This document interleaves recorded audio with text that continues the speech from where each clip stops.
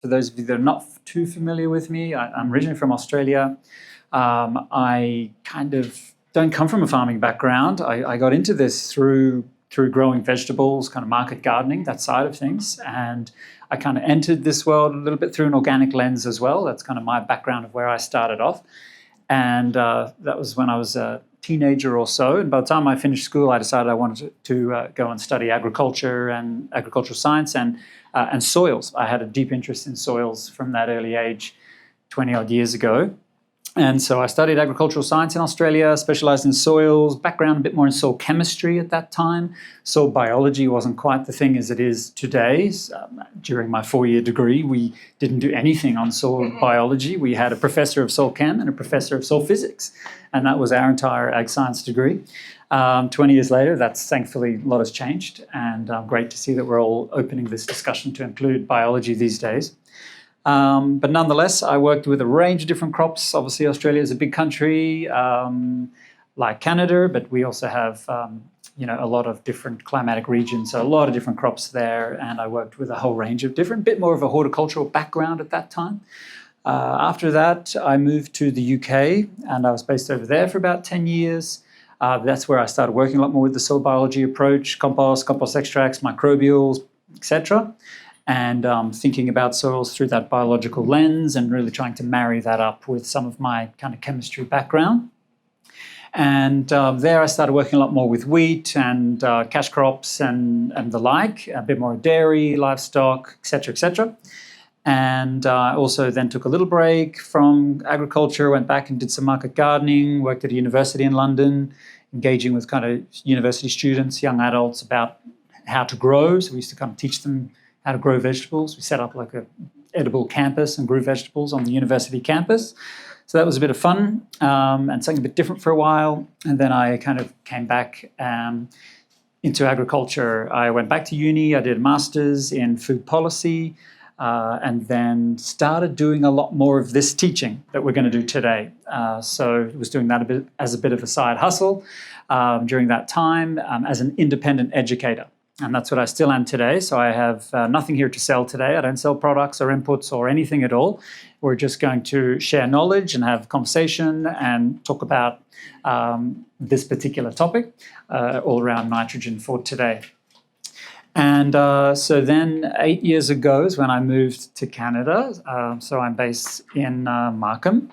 And that's where my wife is from, so that's how I got collared here in this country. But I quite like it here. I love the cold, to be honest. I'm a bit into that cold thing, the cold shower thing. And so for me, I quite like winter. It's good. I like it here.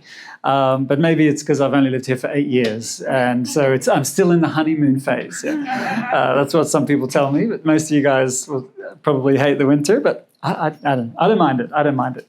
But I also do a lot of travel internationally, so I'm not here for a lot of the time as well. So that I'm sure influences my opinion. So because of that little bit of nomadic lifestyle there, I still do lots of work in Australia and Europe, mostly in those two areas actually, and then here in Canada and US as well. So yeah, I do full-time independent education now, and this is today will be a taste of kind of myself if you're not familiar with me. So that's my website there. If anyone would like, integratedsoils.com. You can find a little bit more information there about me. And I do have some articles and resources and some things up there, some extra learning materials there if anyone would like to dig in a little deeper. Let's see. I think that's it in a nutshell. That's enough about me. Can I ask quickly about you folks? Who, if I can just get a quick show of hands, who here is certified organic and a primary producer? Okay, vast majority. Is anybody kind of working to organic principles but may not necessarily be certified but kind of manages organically? Okay, a few extras as well. And is anybody here conventional and here with an open mind to learn some new things? Do we have any conventional farmers? Yeah, we have a couple. No? Everyone's welcome here. We're going to talk a lot about both these things today, inorganic and organic nitrogen. And as I said, my background was a little bit started off in this world with organics, but as my career has moved on, I do work a lot more with conventional farmers. That's certainly the majority of folks that I normally speak to these days, and helping them take those steps into that transition, just moving somewhere towards that middle ground, moving towards a bit more of a sustainable direction. So that is certainly where I mainly work these days, but always a pleasure to come and talk with some organic folks as well, still as today. And to be honest, what we're going to talk about today, I think you'll get a feel that I'm going to share some examples and some things about inorganic nitrogen, conventional farming. There's going to be some overlap there that we'll go into a bit of those things. Some of you at first might think, why are we talking about this? This is supposed to be organic. Why are we kind of covering some of this area? But it's laying a bit of a foundation to then expand on and kind of clarify as we dive deeper into the discussion about organic forms of nitrogen and why they are different and why they are very interesting as compared to the others. But look, I sit in the middle of these two worlds. There's room for everybody at the table, and actually there's kind of pros and cons on all of this. So we're going to kind of dive deep into this discussion. We do have quite a few hours here today, so I hope everyone's caffeinated, and I know this is the post-lunch time slot. This is a tricky time slot, so fingers crossed we'll keep you entertained. But I'll warn you now, for those of you who haven't seen me before, some parts of my lectures get a little technical. We are going to dive a bit into some chemistry and things, but I'll explain it in a way that I'm sure you'll understand. But just to forewarn you, some parts of the chat will get a little bit deep at times.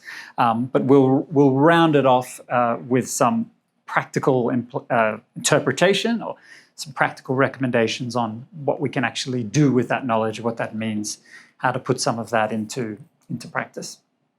Okay, we're going to split the session up into half as well. So I'm going to do maybe about an hour or so. We'll have a quick stretch, coffee, toilet break, etc. And then we'll come back and do the second half. And then we'll wrap up with some questions. We can take a little bit of chat and questions and things as well. I'm quite happy to be a little bit interrupted as we go along, as long as we don't get too bogged down in questions. We can have more questions kind of at each halfway break or at the end of each session. But if there's something particular on the slide that you just want clarification on, feel free to interrupt me. I'm quite happy to take a quick kind of question, as long as it's relevant to the slide. Don't want to spiral off into, I've got a lot of things to get through, so let's not spiral down a vortex. But if there's some clarification, please feel free to interrupt me and have a bit of an interaction as we go along. The ones at the back want to come and sit up. I was also going to suggest, yeah. So do you guys want to grab a seat? I mean, this is a long haul. We got through. Okay. So if you change your mind, there are a good few seats up the front here. Okay, so let's dive into it. Organic versus inorganic nitrogen. We lost jumping slides already. Okay, so let's start with the nitrogen cycle. And don't worry, I'm not going to go through all of this in detail. It's just to point out, macro level point, that nitrogen as a nutrient is very reactive, it's very versatile, it's very adaptive, and it's quite a shapeshifter. It can move around in all sorts of different forms, and therefore it can also move around in many different parts of the landscape. We'll find nitrogen in the soil, in the waters, in the air, in plants, in animals, etc., etc. Folks, there are plenty of chairs up the front here. If you want to sneak in, there's plenty of space here, so feel free to sit down. We've got a good many hours here. So the thing about nitrogen is it's very flexible like this, very adaptive, it moves around. It needs to. Nitrogen is an element of life. Living things are dependent on nitrogen. We can't function without nitrogen. Our DNA is made up of nitrogen. We need nitrogen for amino acids, for proteins. It's an element of life. So anything living, any living things, nitrogen integrates into them. And so it needs to be adaptive to kind of move around through all of these different parts of the ecosystem of the landscape, etc., so that it can engage in this cycle, move into the living things, the organic fractions, and also move out into the soils, waters, lands. Now, that positive or that adaptability of nitrogen is also a bit of a double-edged sword, because this diversity of the forms in which it can move around and exist also opens up doors for losses. It opens up the potential for losses. Nitrogen is a bit of a leaky nutrient. It leaches through the soil. It can off-gas into the air.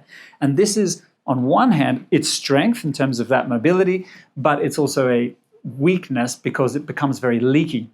It can be a very inefficient nutrient. It's easily lost from the system. And of course, as you're all aware, it is a very important nutrient for plant growth, for productivity, for plant protein, for quality. So it does many important functions in plants and onwards into the animals and humans that eat those plants. So it is both a double-edged sword, as I mentioned, and but the point here is just to say that it does open these doors for losses, and those losses mean inefficiencies and, of course, environmental burden. Too much nitrates in the waterways, not good. Too much nitrous oxides in the atmosphere, not good. Okay, so we have these points within that cycle where we have these losses, and it can off-gas as ammonia, it can off-gas as nitrous oxides, or leach away into the groundwaters and waterways, etc., as nitrate. Okay, so those are the areas of also weakness that and again, it's a little bit of a balance. That's perfectly normal and part of that nitrogen cycle. But when that is happening too much, when we have too much of those losses, this is part of where the problems start to emerge in terms of environmental ecosystem decline. So it's just a bit of balance. A little bit of that, fine, part of the cycle, just not too much. And if we look at, for example, the nitrogen enrichment in the globe, in planet Earth here, you can see there are certain areas, certain hotspots of excess nitrogen. Okay, it is North America, it's Western Europe, and parts over there of Asia, particularly these hotspots. And what you're looking at here is nitrogen in relation to productivity. So what is that kind of nitrogen burden in relation to the productivity of those areas? And so you can see that there are certain points of the world, spots of the world, parts of the world, where excess nitrogen is indeed becoming an environmental problem. So what is the problem with excess nitrogen in the system? Well, we'll dive a little bit into some of these examples as we go along through the lecture here. But in essence, excess nitrogen in the plants creates an imbalance in the plant. If that nitrogen is not balanced with other nutrients, that's when it can become problematic. It can undermine plant health. And when it undermines plant health, of course, they're going to become weakened. They're going to potentially die off or suffer a pest and disease attack. And ultimately, that can lead to a loss of biodiversity. Now, that's true in our native natural ecosystems, but equally within an agricultural context, undermining plant health, of course, makes plants more susceptible to those pests and disease. So that creates that difficult in terms of management. So we have negatives on plant health. We have excess nitrogen in the soil can kind of burn up our soil carbon, and that's a little nuanced conversation that we're not going to go into today, but don't get me wrong, we need nitrogen to build soil organic matter. It is a component of soil organic matter. It can be a limiting factor to build soil organic matter if there's not enough nitrogen there in order to build that soil organic matter. But when we over-apply nitrogen, it also has a tendency to induce the soil biology to start to mine that carbon from the organic matter to balance. So excess nitrogen creates an imbalance. So microorganisms will go and mine carbon, prime carbon out of the soil organic matter. So again, excess use can undermine our ability to build soil carbon, to build soil organic matter, which you're all aware is very, very important. Greenhouse gas issues, nitrous oxides, one we mentioned there. Contamination of waterways, that's the nitrate leaching. That's going to cause issues with your algal blooms and the like. Acidification of water bodies. And, we have drinking water standards because excess nitrates in our bodies, in animals, is not so good for us. Again, a little bit is fine. Nitrates can be a component of the nitrous nitric oxide, which is an important compound in our bodies. It's very good for vascular dilation and good circulation. So a little bit, again, good, but excessive amounts of nitrates can start to absorb oxygen and make animals and humans not so functional. So we don't want too much in our drinking waters either. A little bit, couple more quick examples of some of the negatives of nitrogen, just to kind of lay this introduction, and then we're going to dive into a bit more of the specifics on the topic at hand. But I'm just trying to paint a picture here of this initial nitrogen big picture. Yes? Can I ask a question to the previous? You showed the world map of the excess nitrogen in the areas where there's why is it that way? Number one, did it start with the Green Revolution when we start applying nitrogen, or was it naturally there before? The excesses are more so since Green Revolution. Yes, yeah. Since Haber-Bosch and industrial nitrogen is where we've. And don't get me wrong, there'd be some parts of the landscapes where quite naturally nitrogen might accumulate from livestock manures, or there's an element of it could be a natural phenomenon, but for the most part, it's really the industrial nitrogen that's really sped up this issue. Yeah. Okay, what about the impacts of, again, this is talking about synthetic nitrogen fertilizer here, but again, just laying a foundation before we move on to our kind of core topic. So here we're looking at the impacts of that nitrogen on soil biology, on some of the soil characteristics. What are the impacts of soil functioning when we have excess nitrogen in the soil? And this is a meta-analysis, so that's just a study that is looking at lots of other studies. So they didn't actually do an experiment per se. They're just going into the literature. They're pulling out all of the other studies that have done experiments at looking at this, and they conglomerate all of those studies together and reanalyze them as one big data set. So it's kind of like a big macro view of what everyone else has done to try and sieve through that and find macro trends, patterns across different soil types, landscapes, climates, et cetera, et cetera. So we're looking for these macro level trends and patterns. So this meta-analysis is kind of big review. We are looking at a data set of 1,248 points of observation. We're summarizing 150 other papers, studies from 125 different sites over many different biomes of the world. And the results show that nitrogen enrichment significantly decreased microbial biomass carbon, so that's reducing soil biology, that microbial biomass, and also the mycorrhizal fungi, and they're one of those very special important microorganisms that I'm sure you're all familiar with that form that close association with plants.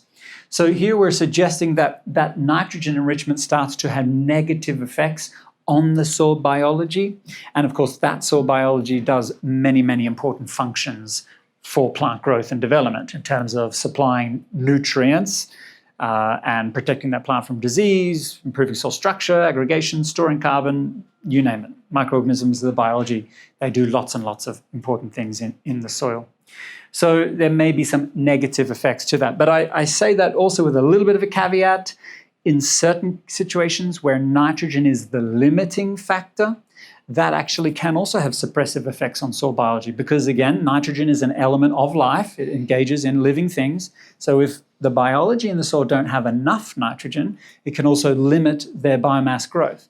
And once we apply that nitrogen, we overcome that limitation, we can actually increase soil biological activity through the application of nitrogen if it's limiting. So again, it's double-edged sword, but excess applications can also have suppressive effects. So it's always a delicate balance. I have the question now, how do you know when your soils are limited? Can you test it? Yeah, that's right. Good question. And look, of course, you can do a standard soil analysis, and usually, however, most of them will be measuring the nitrate and ammonium. We don't often test for some of the organic fractions, which we're going to talk about now. But I see, the Haney soil test, a more recent soil test that seems to be very popular down in the US. They are taking a step towards that. They're doing a water extractable nitrogen, and from that they can kind of get a bit of an indicator of some of the organic fractions of nitrogen. So you can start to measure these things, but the essence of your question is still spot on. We have rough guidelines of kind of what the target ranges are, what is an adequate level, is it low, is it high, etc. So we do have some guidelines on that, but I would say it's depends. It depends on different crops and the different contexts and that kind of thing. And they are just a guideline. It's a big question, that one. What we think is adequate, I think there's enough examples out there to say that it depends how you measure these things. It depends on really, it's doing a little bit of reductionist science in that context of saying, doing maths. I can take a soil, I can do an analysis, I can generate a number, and that number is all good, but what does that number really mean? And in many different contexts, that same number could have very different implications. So we have guidelines, and I would say that's as good as we kind of have for now. Yeah, it's ballpark. It's ballpark. Okay, this is a study from the UK, from Rothamsted, longest running agricultural experiment in the world, where they were looking at, on grassland, looking at control where there's been no inputs versus where they have fertilized. And here we're looking at plant species diversity in those pastures. And so you can see where we have the control, we have a lot more number of plant species, and where we start to apply that nitrogen, we begin to select for certain plants that love that nitrogen, and they become more competitive and they outcompete some of the others. So we're losing plant diversity here. And that was that example of biodiversity loss that I mentioned at the beginning. Nitrogen can undermine plant health through that mechanism. So, okay, there's a quick introduction on the broader nitrogen story. Let's move into some more positive and practical kind of information. But I just wanted to set the scene there with the nitrogen discussion.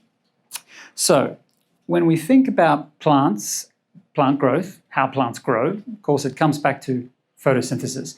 This is the key and very special thing that plants do, that have a unique ability to harness that energy from the sun, to use that energy to put that towards photosynthesis. Photosynthesis meaning photo, meaning light energy, synthesis meaning to put together. Okay, so they build their bodies from the energy of the sun.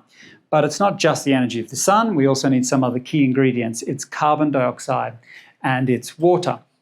Now, when the plants bring together carbon dioxide and water, they stitch them together to form sugar, glucose. That is the product of photosynthesis, plus a little bit of oxygen for us to breathe. So the plant builds itself, builds its body from that carbon, from the carbon, the oxygen, and the hydrogen, and it forms sugar, and it will use that as a building block to grow the rest of its body. So that, in essence, is the key point. Photosynthesis is the special ability that plants can do, that they have, and that's how they grow themselves. Now, if we just dive a little deeper into that process of photosynthesis, and to open up the discussion of plant nutrition, which will direct us into the rest of our nitrogen chat here, here's that same slide that we just looked at, but with a little bit more detail, but we're saying exactly the same thing. CO2 plus water in the presence of nutrients, essential macro and micronutrients, which are part of enzymes or catalysts. So I'm saying here that in order to stitch together CO2 and water to form sugar, in order to do that, the plants require essential macro micronutrients, which are part of enzymes or catalysts, which catalyze this reaction or facilitate this reaction to then create sugar plus oxygen as the byproduct. Okay, so the point here is just to say that if you have plants that are nutrient limiting, that have deficiencies, imbalances, limitations, etc., if you have a nutritional imbalance here, this process will not function very well. And this is photosynthesis. This is the first step. This is how plants grow. They get that useless inert carbon dioxide and they turn it into something really useful and functional, sugar, and they can use that skeleton, that backbone of that sugar to then grow their bodies. So this is step one, okay? Getting carbon out of the air, turning it into something, into chemical energy, into sugar.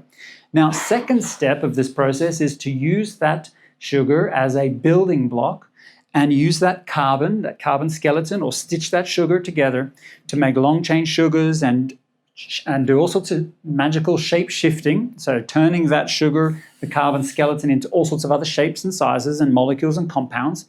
But again, it will use that as a building block to turn that sugar into all of these other things that plants use to grow their bodies. Complex sugars, carbohydrates, amino acids, proteins, so we're going to dive into this one today, lipids, fats, oil, so that waxy cuticle layer, that's a lipid there that again comes from this carbon skeleton, hormones, vitamins, smells and scents, aromatic compounds, tastes, flavors, colors, pigments, defense chemicals, you name it, anything and everything that the plant is made up of, it comes from sugar, which comes from photosynthesis, which comes from CO2 and water. Okay, so in order to do this second step, how plants grow, this kind of secondary processes, secondary metabolism. Again, the plant requires essential micronutrients, all of those essential nutrients, which help to catalyze these reactions and to help the plant build its body, be that above ground, shoots, roots, flowers, fruits, roots, you name it, anything and everything that the plant requires. It needs balanced nutrition in order to facilitate these reactions. Primary photosynthesis, secondary metabolism. So that is the macro introduction to how plants grow. We could dive into a deep course on plant nutrition and go through all of each and every one of those essential micronutrients, but we're not going to do that today. We're just going to focus in on this particular conversation around nitrogen. But that said, through talking about nitrogen, we have to also talk about some of those other nutrients. Again, nitrogen is not an island. It does not exist by itself. It is also links in, merges with sulfur, with phosphorus, with all of these other nutrients in order for it to function. So we are going to touch on some of the other nutrients as we go along, but we're mostly going to be focusing in on nitrogen. Okay, there are a few chairs up the back, up the front, if you'd like to sit down. There are a couple of chairs up here, so if you'd like to. Okay, so let's talk about those nutrients, what they do in plants, how they help photosynthesis and all of those other secondary processes. Starting here with nitrogen. The first point I want to make here is just to say that the traditional view of nitrogen has been very focused on these inorganic forms. So that's the kind of previous paradigm. That's the post-industrial revolution discussion where we've had this dominance of thinking about nitrogen inputs, nitrogen fertilizers, and providing those nitrogen fertilizers in the inorganic form. Inorganic meaning there's no carbon there, okay? There's nitrate, there's ammonium, okay? You see there's no carbon, so they are inorganic. Something that is organic means it has carbon embedded. Carbon is the atom of life, so again we have carbon, things that are alive, that are living, have carbon. So here we have those inorganic forms. And it was because of the paradigm of the time for the last many, many decades that said that the inorganic forms were the forms that plants take up and use. And that is because they are the smallest forms. They are small, they are simple little ions. They pass through the roots much more easily. They are the predominant forms of nitrogen that plants use. So we had this paradigm that was all geared around this, and therefore we developed a whole range of fertilizers to supply those nutrients in that inorganic form. And not just nitrogen, we could also include that conversation beyond into all the others. Okay, macros and micros, we often have them in those inorganic forms because they're the smallest and simplest. That's what plants can take up through the roots. Okay, so moving many decades on, we have a ton of other examples and evidence now that shows that plants can take up large things too, larger macromolecules, including some of the organic forms of nitrogen. And when I say organic, I mean there's still nitrogen in there, but that nitrogen is attached to some carbon. Okay, so we've got nitrogen and carbon together. So it is an organic molecule because it has carbon embedded along with that nitrogen. So we're going to take a deep dive into this now. So we have amino acids. They're the simple little building blocks of life. They link together to form little chains called peptides, and they link together to form these larger macro things called proteins. Okay, and again, these are some of those important organic molecules that drive living things. Okay, so there's our original kind of paradigm. We're now branching and moving upwards into these understanding that, okay, macromolecules, organic molecules are great and potentially useful. So are microorganisms.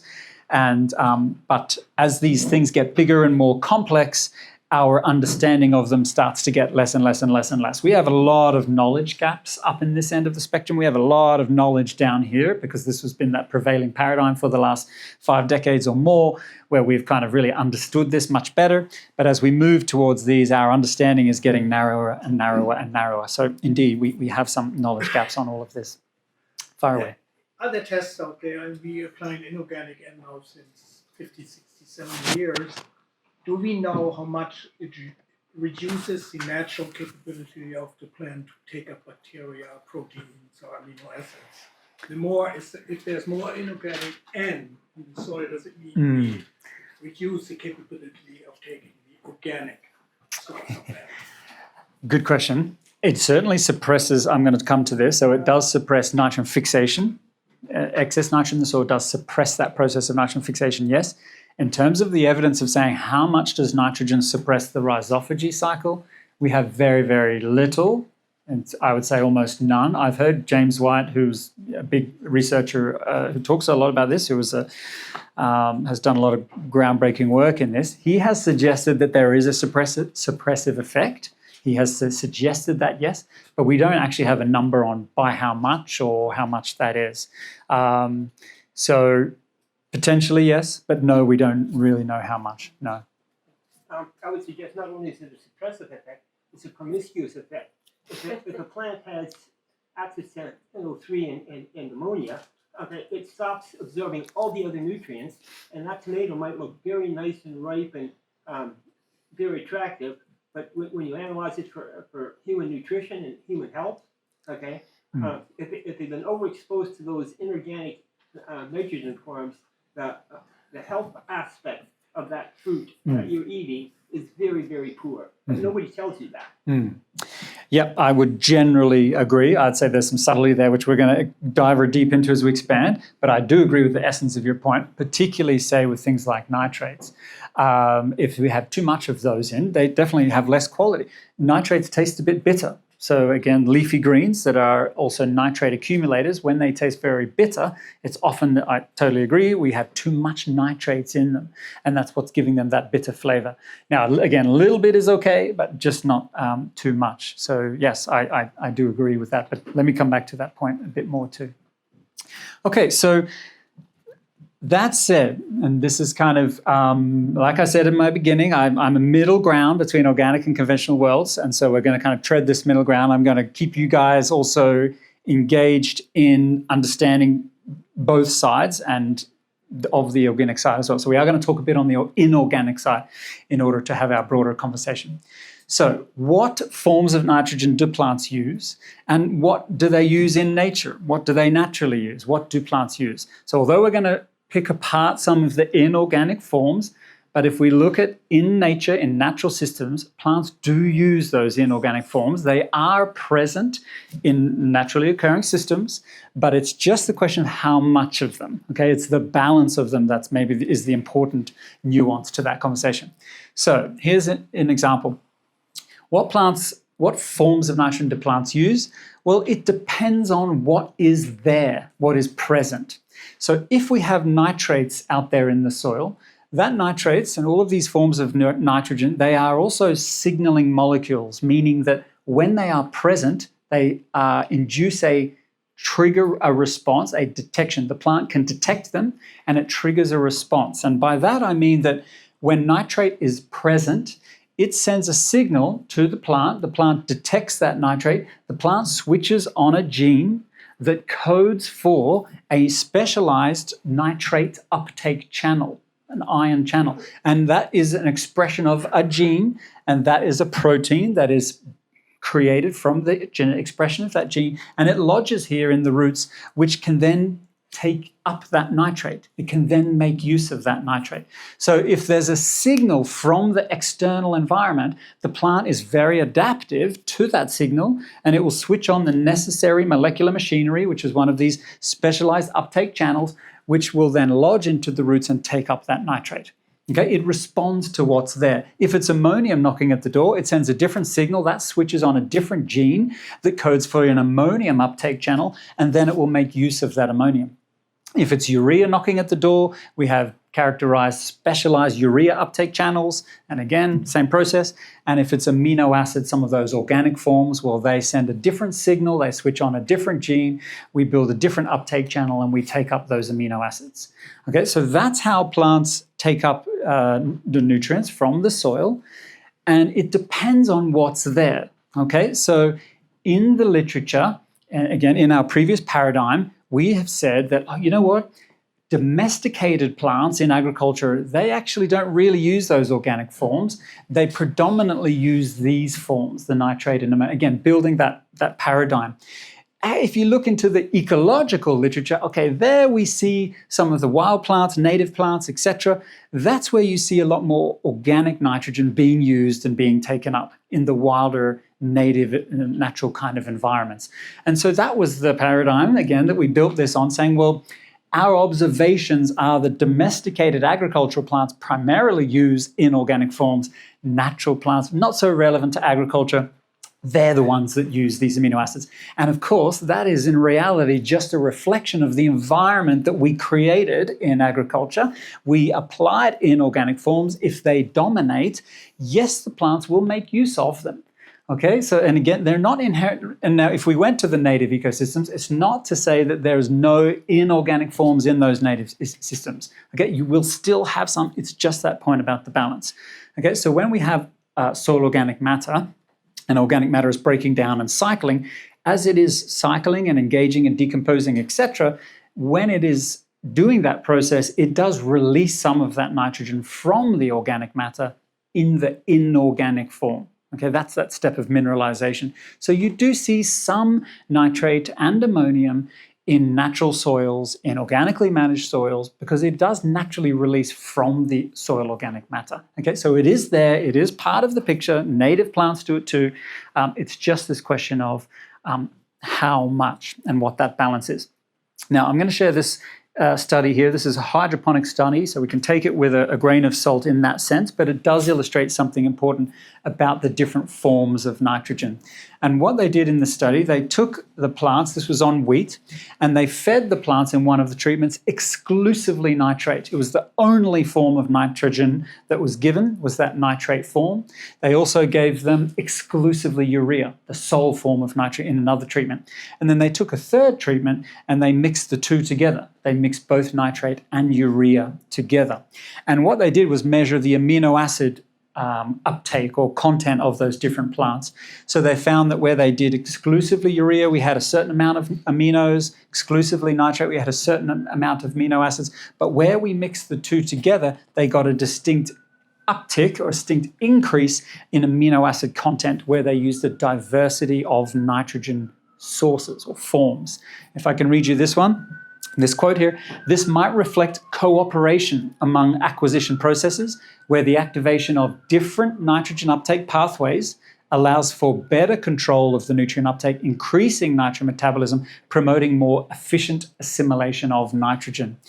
In wheat, when nitrate was supplied along with urea, these amino acids that they were measuring here, glutamine and asparagine, these significantly increased in comparison to plants treated with one source alone.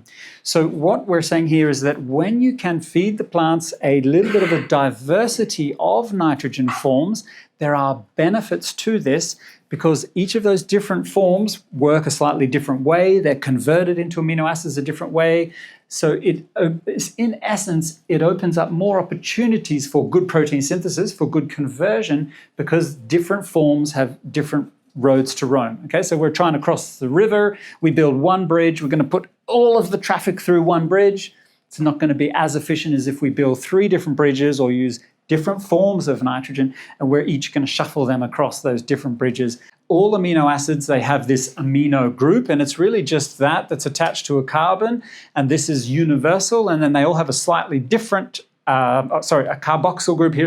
This bit here is they're all a little bit different from here on in. Okay, but that's what kind of defines an amino acid. But the key point I just want to make out is just that the nitrogen there is attached to a carbon. So that's essentially what is an organic form of nitrogen. It has carbon attached. And yes, urea is an organic form of nitrogen. Let's come back to that one. Okay, so we're going to talk quite a bit on amino acids. What are amino acids? I've touched on this already, but they are the building blocks of life. Okay? We depend on amino acids. So does bacteria in the soil, so do soil insects, so do animals, so do cows, chickens, so do plants. Everything, all living things are built out of amino acids. They are the building blocks of life. Now, there are 20-odd essential amino acids that all of us are made from.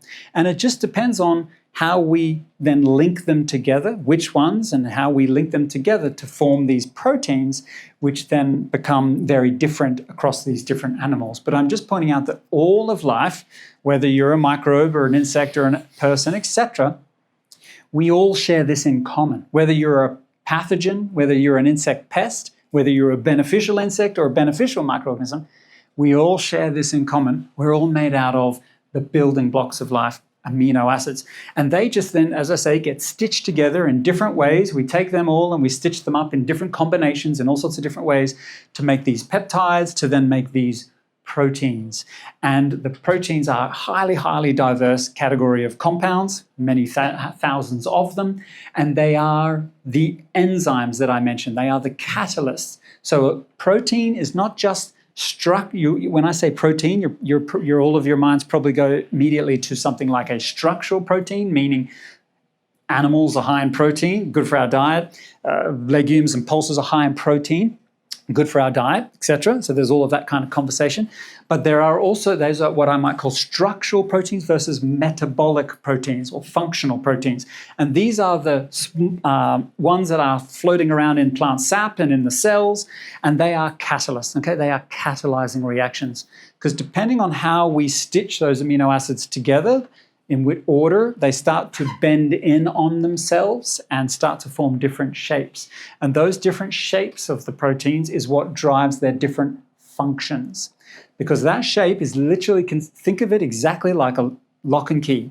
Okay, the shape of that protein drives what other things can fit in or interact with it. And that's why the protein is an enzyme or a catalyst. It helps to catalyze or facilitate reactions. And it's the shape of the compound that helps to drive that process. I know I'm going maybe a little bit into some of you are refreshing and remembering some of your high school chemistry. And let's look at a few quick examples here. If we apply nitrates to the plant, that nitrate, the plant doesn't want nitrates. It's just a building block to get there. It wants the nitrogen, but it wants to convert it into organic forms. So it will expend energy to convert that nitrate along this pathway. And in order to do that, it needs these other nutrients, molybdenum, sulfur, and iron. And if you don't have enough moly or sulfur or iron, that nitrate gets stuck. It's a bottleneck. It can't move down the pathway if it doesn't have the right catalyst, if it doesn't have the right protein enzyme that's going to help to convert it. Okay, so that means nitrate starts to accumulate. And when nitrate accumulates, as we talked about already, is the problem, it becomes bitter to taste, it's not good quality. Sap-sucking insects are more attracted to high nitrate plants. It's not a healthy and functional plant. It's got a lot of nitrogen in there, but it's in the wrong form. So a molybdenum deficiency can lock up nitrate or sulfur or iron. Okay, so that's the idea. That's what these nutrients are in the red boxes. Nitrate will first move and get converted into ammonium. If we apply urea, the plants require nickel. Nickel is part of the urease enzyme, and nickel is in a heavy metal that we must also be cautious and careful with handling, but it is also an essential micronutrient that is required in tiny, tiny amounts. And it is required in order to convert urea onwards also down this pathway. Okay, so they both get converted into ammonium. Once we have ammonium, then we require manganese or magnesium to convert that ammonium into the organic forms of nitrogen, amino acids. And if we don't necessarily need to know this, but the first amino acid is called glutamine. Okay, so ammonium gets converted into glutamine. And from there, I mentioned there's 20 odd amino acids. Once we have that glutamine, the plant has a special ability to convert that amino acid into all of the others. Okay, again, it can do this metabolic shape shifting where it can turn that amino acid into all the others and then again stitch them together in different ways and shapes and combinations in order to build the final various proteins. Yes? So when plants can do that, they can make all the amino acids, unlike animals like us, where we can make some of them, but not others. Correct. Okay. Correct. Oop, there's my alarm. I'm supposed to be picking up my daughter, but not today. Forgot to turn that off. So I'm familiar with sap sampling, but not tissue sampling. I know in sap sampling, we don't want to see nitrates because it means there's a traffic jam in the system. Spot on. Is the same thing true with tissue sampling? Because there was a comment earlier about using tissue sampling. Can I answer that question in shortly? Because I've got a perfect slide to dive into that. Yeah. Okay, so the final step you can see here, there's a long list of other synergistic nutrients that are required. It's particularly these top three: phos, sulfur, magnesium, but also manganese, boron, potassium, zinc, copper.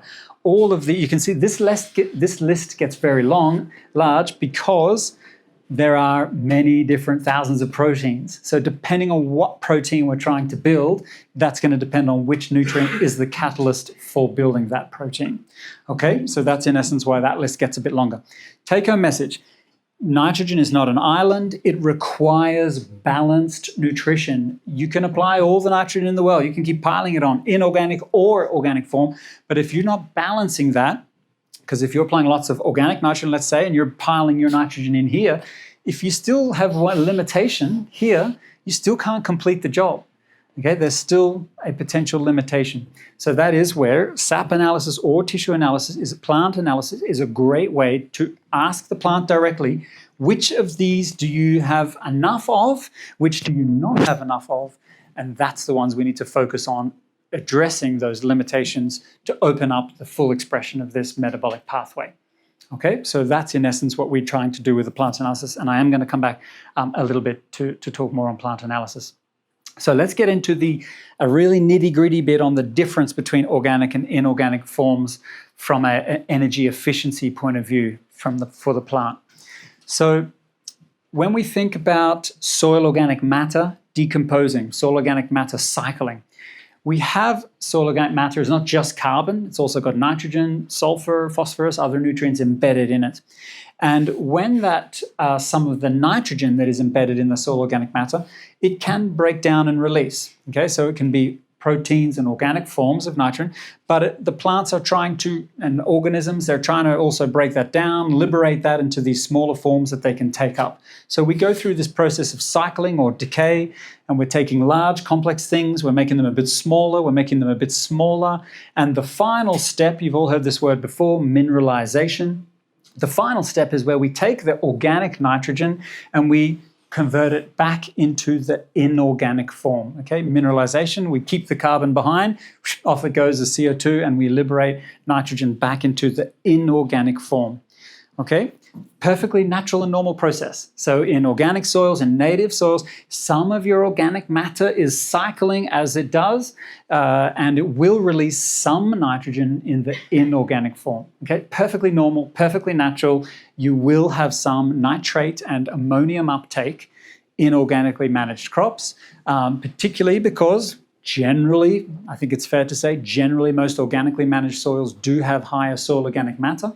So you are going to have a component of that there. Okay, so it's not to say that inorganic is necessarily all bad. It's again just the point about the balance. And it is important that you do understand these differences, because even if you're organically managing, you may still have some inorganic forms entering the system. So you do still want to understand how to convert those along this pathway, because you will still have some. You're going to have a better balance than many conventional farms, I'm sure, but it is still an important point to understand. So that's that classic idea, and we often say, oh, mineralization, we want good mineralization. I'm waiting for my soils to warm up. I'm waiting for mineralization, and when mineralization happens, then the nutrients will become available. But hey, remember, it's not just inorganic forms that are available. The plants can take these up right here, okay? They can also be taken up. So let's pretend we have good mineralization. Let's pretend ammonium is released and the plants now take up that ammonium. What does the plant do with that ammonium when it takes it up? It plugs it straight back into that metabolic pathway, and it expends energy to convert that ammonium back into an amino acid, back into a peptide, and back into a protein, exactly where we just came from. So why do we want mineralization? Actually, we want to keep supply to the plants in this more organic forms, because it's saving steps of this chain. And this is the point. What if we fed the plants organic forms of nitrogen instead of those inorganic forms? Then simply we're feeding the nitrogen further up the metabolic pathway. We're shortcutting the metabolic pathway. And when we supply nitrogen in this organic form, I don't even care about nitrate and that molybdenum, sulfur, iron thing. Who cares what we need to convert nitrates, because I'm supplying amino acids? Who cares what I need to convert This bit, manganese and magnesium, I don't need to worry about that either because I'm supplying nitrogen here. Okay, so we are shortcutting the metabolic pathway by delivering nitrogen already in the organic form. And when you do that, you are saving the plant's energy because in order to convert that nitrate into ammonium, that costs energy. In order to convert ammonium into amino acids, that costs energy. Nitrate is back here, ammonium is up there. Of course, it's going to take less energy to finish the job. If you're starting the race ahead of the game already, this is a whole step here of carbon drain that we don't even need to worry about. Yeah? So that's kind of why then the ammonium is more efficient than nitrate and why amino acids are again a step closer and more efficient again. Okay, let me come back to that one too. Urea is a special one. Yeah, it's a funny old one. Yeah. Okay, now let's compare the aminos. Okay, so there is a carbon cost also to acquire them. So think about that root uptake channel that I talked about. The plant needs to expend energy to build that amino uptake channel. The plant needs to expend energy to translocate those amino acids around the plant. So there is still an energetic cost to obtain, to translocate, to move around, to make use of those organic forms.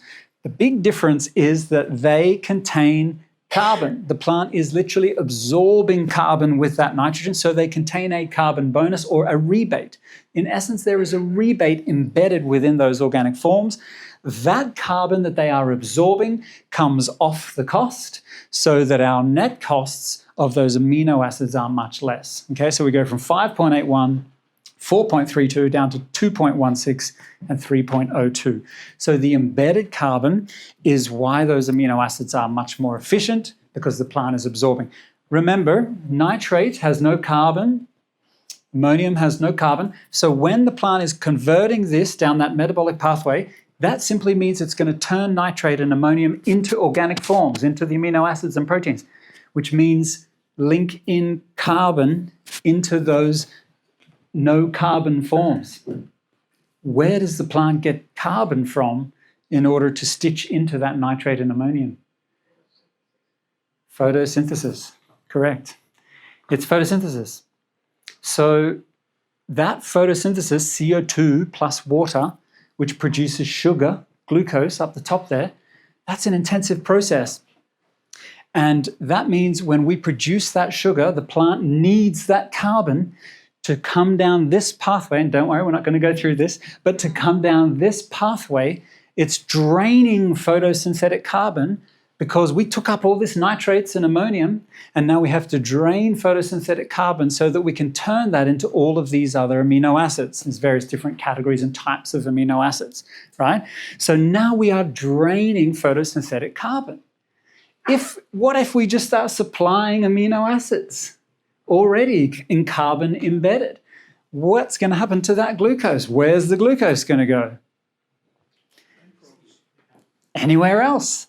Doesn't have to come down here. It can use that carbon, that energy, into defense chemicals, into more root biomass, into more tillers, into bigger grain, more flowers. You name it, whatever. It's got more energy to go elsewhere for other growth processes. And that is the big energetic gain that comes with those organic forms, is the carbon that's already embedded, liberating and freeing up photosynthetic carbon for other growth processes. We're not generally carbon limited. Yeah, well, in glass houses, if we increase the CO2 levels in glasshouse, plants certainly grow more. They do grow more. So I think CO2 can be a limitation still, yes. But there's an essence of your point that's right. Generally, we'd say that plants are more nutrient limiting, but they have access to carbon because of photosynthesis. Whereas biology down in the soil, it has access to lots of nutrients down in their soil, but they're carbon limiting. So that's why they partner up. Plants provide the carbon, biology provides the nutrients. So there's an element there, you're right, spot on. But sure, look, if you increase CO2, plants are still going to make more use of carbon. Yeah, you've got an opportunity here for more biomass production, for more yield, if anyone's interested in that. if we can get more carbon into the system to use that to grow biomass. The carbon is almost more a placer for energy. The why carbon is valuable is because it's specifically because it's no longer CO2, because it's already been converted into sugar. So when you say carbon, you're almost saying sugar, really. Correct. It's the energy. Yeah. That is the limiting factor. Absolutely. Yeah. Good comment. Yeah. Thank you. Okay. Do you want to see a couple more examples of this? Okay. Yeah. Quick question there, and then I think we'll stop for a break soon.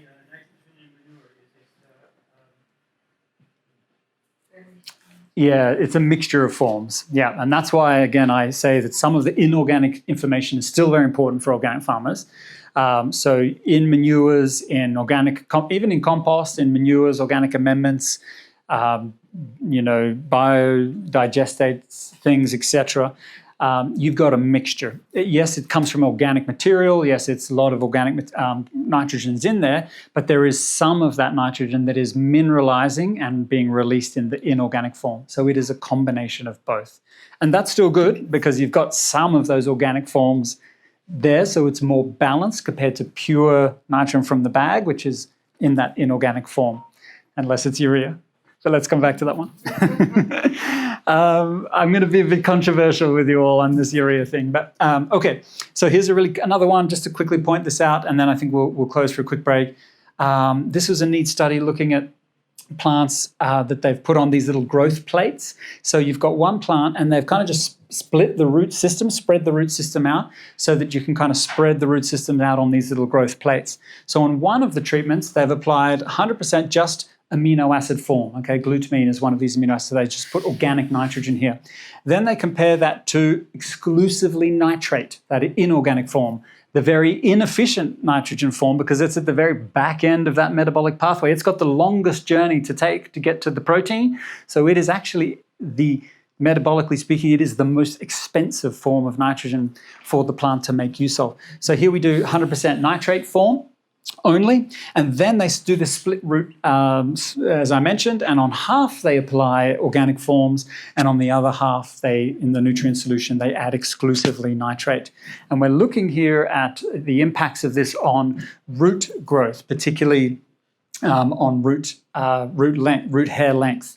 So here's our glutamine, our organic nitrogen, exclusive nitrogen source, and you have the highest amount of root hair length, okay? And you can visually see that here. It's not super clear, but you can hopefully see comparing these two pictures here, which is these two here. Here's our organic form. There's lots more root hairs in there. I don't know if you can see, it's a little more cloudy. There's a lot more white, pale color in here, versus here you can see a lot more clean lines, okay? So less root hairs right there where we exclusively feed nitrate. So we have less root hair production. Sorry, I didn't say. In this treatment, the nitrogen is the same. The nitrogen concentration is the same. Exact same concentrate, exact same amount, exact same number of atoms of nitrogen, so to speak, in these two treatments. Exactly the same concentration of nitrogen, just in a different form. Okay, different form. What are we able to do with the same amount of nitrogen when we save metabolic energy? And we can save that glucose and send it somewhere else into more root hair length, into more biomass production. Okay, so there you're seeing it. There's more biomass production with the same amount of nitrogen applied in the amino versus nitrate form. And here's our split root system, and you can see it's that kind of same effect there again. Even on the one plant, there's not totally a systemic kind of benefit. It's the roots on that side seem to have more suppression versus the other. And that's kind of these two down here. So here's the same plant, half of the root that's getting the amino, more root hairs and cloudy there, more clean lines there. Okay, so here's a plot here just summarizing this point. So you're looking at here, we're plotting nitrogen uptake to the root mass. Okay, so how much nitrogen do we get into the plant? How well can we convert that into biomass, into growth, into root mass in this instance? Now, the nitrate treatment, inorganic nitrogen, is red, and our amino organic form is in the blue.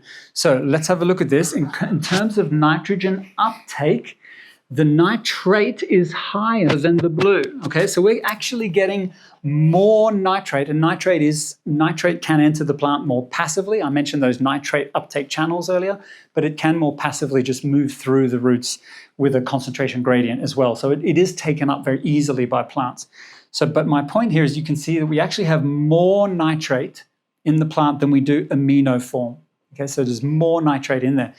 But when we plot that against biomass production, turning that nitrogen into biomass, we can see that the blue line, however, is more to the right. It's more this way.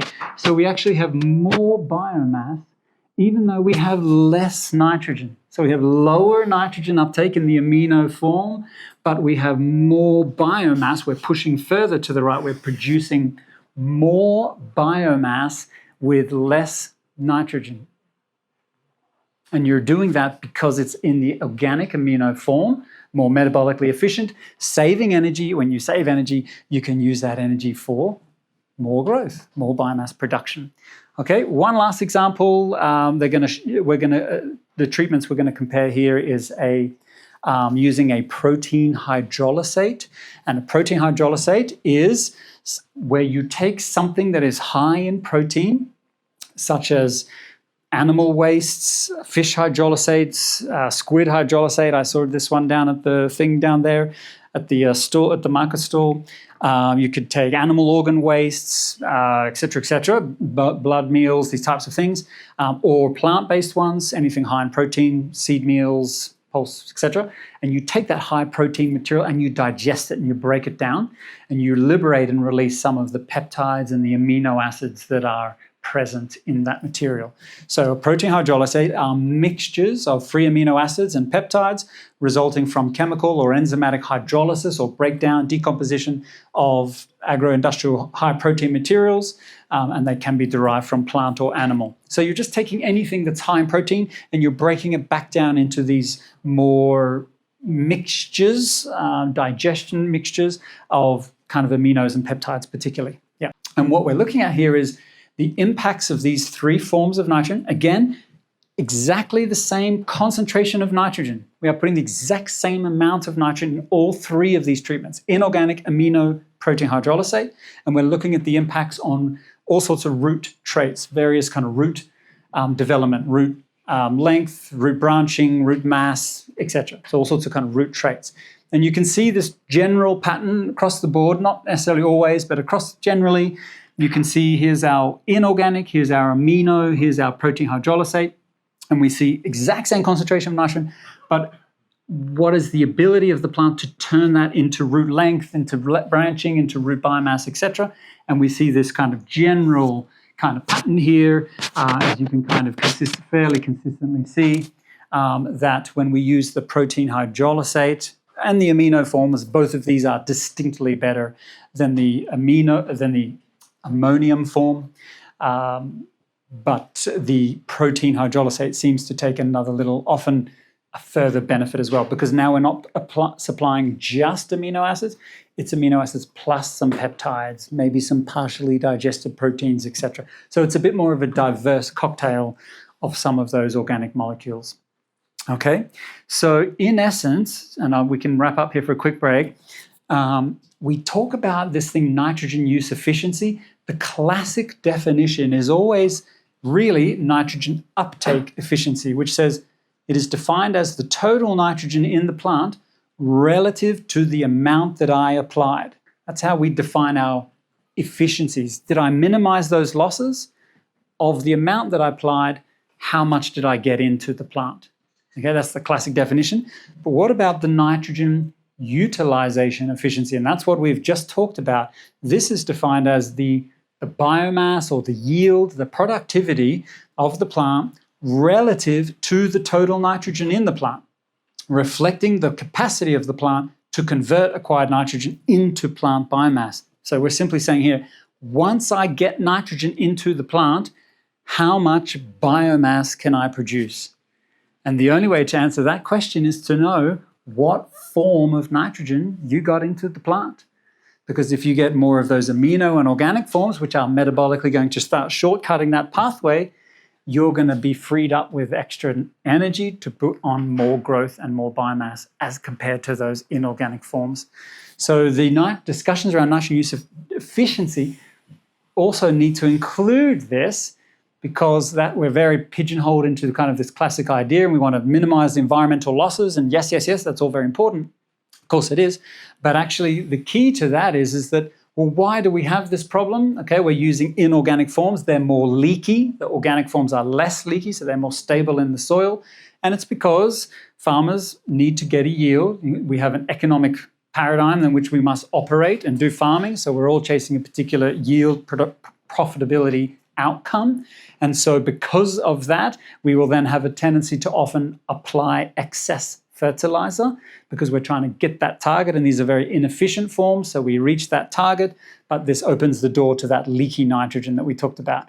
So if we want to then open up the dialogue and say, well, these forms and this definition can help you get that greater productivity, yes, but through smarter use of the form of nitrogen rather than just overusing it and accounting for some of those losses, and then the rest gets taken up, and yes, we hit that yield target. Okay, what if we took another pathway to achieve that yield target with a different form of nitrogen? Okay, so there's the other definition that really needs to come and marry together. The idea that bacteria can get in, those ginormous bacteria, they can get engulfed into those root tips. They become internalized. The plant will send specialized chemicals there to rupture the cell walls, break them down, creating leaky bacteria. The nutrients in the bacteria will start to leak out. Okay, so the plants are using things like hydrogen peroxide and superoxide, so these reactive oxygen species, which are kind of like free radicals, the bad things, right? But again, it's all about balance. So small amounts of hydrogen peroxide and superoxide are very important. They play very valuable roles. But when things get too much, when they become too high, they are the cellular wrecking balls. They're very damaging. That's why we all talk about we should eat free antioxidants to quench those free radicals. So a little bit of those free radicals play a role in rupturing the bacterial cell walls and helping to leak out the nutrients. Okay, so that is happening internally within the root system. So tapping into that question about leaky nitrogen and avoiding some of those losses, well, if you embed that nitrogen into the body of a bacteria, and then that bacteria, and that's certainly not leaky, okay? Nutrients in the body of a bacteria, they're not leaching through, they're not off-gassing, they're stuck in the body of the organism in the soil. That's great. So now we just want to eat that bacteria. And then when we rip those bacteria apart and extract some of those nutrients are leaking within the plant root cells. So those root cells just absorb those nutrients and take those up. So it's a very, very efficient way to feed nutrition to the plant because it's not going to get locked up and lost out here in the soil. It's coming in through this biological pathway. And then after the plant has extracted those nutrients, it will spit them out. And those bacteria can go and rebuild their bodies and repeat the cycle. You've all heard that story. I just want to share this slide with you just to talk about some of the different forms of nutrients that the bacteria can provide and that we have examples in the evidence for. But in reality, of course, anything that's in the bacteria is going to leak out and anything can be supplied. Okay, so it's pretty much any nutrient, macro or micro, that you can name. Bacteria need those nutrients to grow their bodies, so they're all going to be embedded within there. So some of those are going to kind of leak out. But just to give you some examples of examples that we have in the literature, that we have evidence of, we have observed them supplying nitrogen, phosphorus, potassium, and other microminerals. Potassium particularly would be one of those that would leak out very quickly. Same for us and plants and manure. When cells die and decay, its potassium is very leaky. It leaks out of those cells very quickly. So that would be one of those very important ones. And then I just wanted to emphasize this point here. The loss of cell walls by the microbes may also provide plants with nitrogen in the form of peptides that are present in the bacterial cell wall. So again, some of those organic molecules are what the organisms use to build their bodies. So those are the things that can be leaking out. So again, I'm just trying to balance this conversation. You would have some inorganic forms of nutrients leaking out of the bacteria, but you're also going to have some of those organic forms. So it's going to be a bit of a combination and a bit of a balance of both. So let's dive into your wonderful point about plant analysis, sap tissue analysis. And this, of course, is also a very big conversation. And I'm just going to make a quick point about this, although it's a big one. I'm a fan of both traditional tissue and sap analysis. I think they both have a role to play. There's pros and cons to both. I'm going to share an example of one of the cons of traditional tissue analysis. But on the plus side, I'll acknowledge that traditional leaf analysis, it has a much more long history of use, a much more stronger and robust database as to what the ideal levels are. We have decades of research that's been developed to determine what the target ranges are. Now, we could make the argument that, sure, there's a bit of flexibility in those target ranges. I don't think they're also set in stone. I think there's interpretation there. But we've done a lot of rigorous science over the last many decades to develop those. The critique, I'm a fan of the SAP analysis, but the critique there is that some of their ideal levels or the target ranges are definitely less robust. We actually don't really know what the target range is. Some of the labs develop those target ranges just with a big living database in which everyone sends samples every year and all of those results go into that living database, and it's constantly calculating the average of every wheat farmer that sends in samples. It's averaging out all of those wheat results to develop a rough middle picture guideline target range. Okay, obviously, if everyone is sending in boron deficient samples, for example, then the average of that boron is going to be there. We're going to think that's the target range. That's not necessarily the target range for optimum growth, production, etc. Okay, so there's a weakness in the ideal levels, I would say, about the SAP analysis. One of the big benefits of the SAP analysis taps into the discussion we've just been having about these different forms of nitrogen. So here's two plants. Okay, on the one hand side, we have a plant that seems to be accumulating quite a bit of nitrates. Okay, it's got a lot of nitrates there. It's only got a small amount of being converted over into those amino acids. Okay, so to me, this suggests potentially this plant is definitely imbalanced. It might be lacking some molybdenum, some sulfur, some iron, and so it's not able to convert those nitrates onwards. Over here, we have another plant that seems to be a lot more balanced in my view. We've got a predominance of those organic forms, the amino forms. And sure, look, you're going to always have some of the inorganic forms. They're always going to be coming in. There's always going to be some there, and that's okay. It's what the balance is. So to me, this plant looks much more healthy. This would be better quality. You've got nice and good quality aminos, proteins for us to eat. Not too much of the nitrates, but fine, a little bit. Here, we're going to have a bitter tasting plant, not great, good proteins, etc., etc. So we've got two very different plants here. If the farmer was suspecting, I don't know what it is, but something about this plant just doesn't look right, it's not quite healthy, something's not functional, actually it's getting attacked by some sapsuckers, for example, I'm going to take a leaf sample, as your suggestion, of this one here. This field looks healthy, or this corner of the field looks great and healthy. I'm going to sample these leaves and send that off to the lab. I'm going to sample these not quite right ones, maybe unhealthy, whatever might be wrong, and we're going to send those off to the lab. Now, when we do a traditional tissue analysis, which measures total nitrogen only, the lab is going to take those two samples, they're going to process those, they're going to feed that sample into the machine, and the machine is going to look for nitrogen to give you a total nitrogen level, and this is what it's going to see. It's going to count up all those nitrogens, and these two plants have the exact same amount of total nitrogen in them. So you would get exactly whatever it's going to be, 3.5% nitrogen there, 3.5% nitrogen there, whatever it might be. Okay, so the tissue analysis does not tell us about the form of nitrogen. It's not untangling that important point about, is it nitrate or is it amino protein type forms?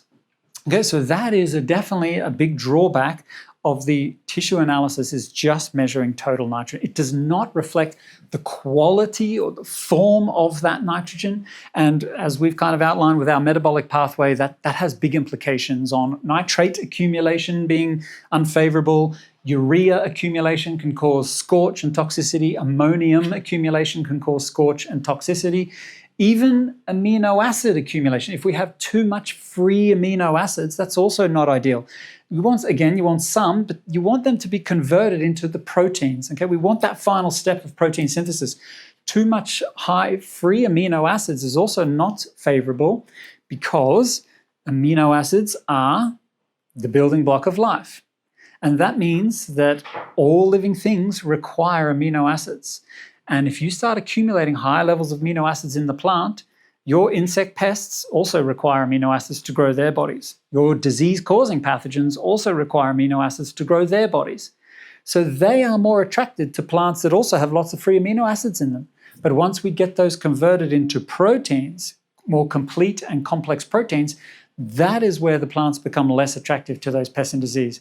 So even within that point about the metabolic pathway, this is not necessarily total success. I mean, it's a lot better. If you're here operating here, you're doing a lot better than there, but you still have a bit of work to do, okay? Insects and disease, they're still going to be attracted to plants that have lots of these unless we're converting them over into those complete proteins. Okay, so that's where the tissue analysis really struggles, and that's where the SAP analysis can be very useful, because now we're teasing apart. We're going to have in the SAP a nitrate reading, an ammonium reading, and a total nitrogen reading. Okay, let's have a quick look as an example. This is one of the SAP analysis from the Netherlands. Some of you, I'm sure, have seen these. So here we have nitrate as an example, and nitrate is looking very high. Okay, very high. What do we say those nutrients were that help to convert the nitrate? Again, it's moly, it's sulfur, it's iron. If you have high nitrates, let's have a look at sulfur. It is low. Let's have a look at iron. It is low. Let's have a look at moly. It is low. We have low moly, low sulfur, low iron, and high nitrates. If we just address those three trace minerals, we will see that nitrate come down, because that nitrate will be moving down the pathway onwards into proteins. And so when we look at, okay, I've also got boron circled here before I go there. Boron is also low. Boron is not directly involved in terms of building the enzymes that convert nitrates and nitrites along into ammonium, but boron impacts the activity of that enzyme. So by that I mean low boron is correlated with low functionality or activity of that nitrate reductase enzyme. So low boron can also contribute to high nitrates. So I would also add boron in this instance to try and bring that nitrate down. The other thing I would also add is molasses, because molasses provides sugar in the form of sucrose, and it is sucrose, which is a specific sugar that provides the energy to drive the function of that nitrate reductase enzyme as well. So if you're seeing high nitrates, any of you in your samples, molasses is another thing I would absolutely add in, along with potentially any of these trace minerals that are maybe limiting. And you're going to have to probably do a SAP analysis, a plant analysis, to determine which of these are your issues. It might not be sulfur for you. It might not be moly for you. It's going to be one of these or some of these. Okay, so that's take a plant analysis and try and determine that and address those along with some molasses, and that can help to bring the nitrate down. So what we want to see, do you want to quickly go in there? The molasses, are you finding that as a 4-meter straight? Ideally, yes. It could be either, but as I'll explain in a second, foliar better. So what do we want to see for a healthy plant? Total, we have ammonium, we have nitrate, we have total nitrogen, okay? So if our total nitrogen is adequate, which it is here, it's even a little bit high in those older leaves. If our total nitrogen is adequate in the range, that is good. Then what we want to see is that the nitrates should be quite low, just a bit down here-ish. We want ammonium to be low, down here-ish. You want some in there. There's always going to be some in there, but you want it to be, relatively speaking, low, providing your total nitrogen is adequate. Because if your total nitrogen is adequate, but nitrate and ammonium are low, or lowish, just modest, that means what form is all the nitrogen in? It's in those organic forms, in the non-inorganic forms. Okay, so that's what you want to see. Now, if your total nitrogen is actually very low, if you do have a low total nitrogen, then you just need to get more nitrogen into the plant. And so I wouldn't even necessarily mind if that was nitrate or ammonium, because they're going to get converted, but you just need more nitrogen. Now, sure, it would be better if you could make it more of that amino form, more metabolically efficient, so definitely lean more towards that, which you organic folks are going to do anyway. But amongst other farmers that I would generally say, I'm like, look, if your total nitrogen is low, you just need any nitrogen in there. Okay, then we can worry about the conversion later. But if you've got low nitrogen, you're kind of going to be in a bit of trouble as well. Okay, but so that's the point. You want total nitrogen to be adequate, but these two to be low. Unless total nitrogen is low, then you kind of just want to get a bit of anything and everything in there. Okay, so that's the value of the SAP analysis. It teases apart this issue of total nitrogen with ammonium and nitrate. Okay, now let's talk very quickly about nitrogen fixation. That was in one of my talk descriptions, the talk blurb here, I talked about this. What about this natural process of nitrogen fixation? The foundation of good organic farming, using clovers, legumes, etc., bringing nitrogen in, etc., reducing our dependency on fertilizer from the bag. What is the process of nitrogen fixation? It takes nitrogen gas, N2, and it supplies it to the plant. It converts, the bacteria convert that into ammonia. And ammonia is the form of nitrogen that is delivered to the plant, which rapidly becomes ammonium. A hydrogen will jump on there, forming ammonium. So it is ammonium, inorganic nitrogen, that is the form of nitrogen that is supplied from natural nitrogen fixation. Okay? So I say that because we all, I've tried to lay out the case that organic forms are better, and they very much are, but I want to emphasize a balance in our thinking and management of that actually you still need to think and manage inorganic forms of nitrogen. They are still in existence. They are cycling from your soil organic matter. They are being delivered from nitrogen fixation.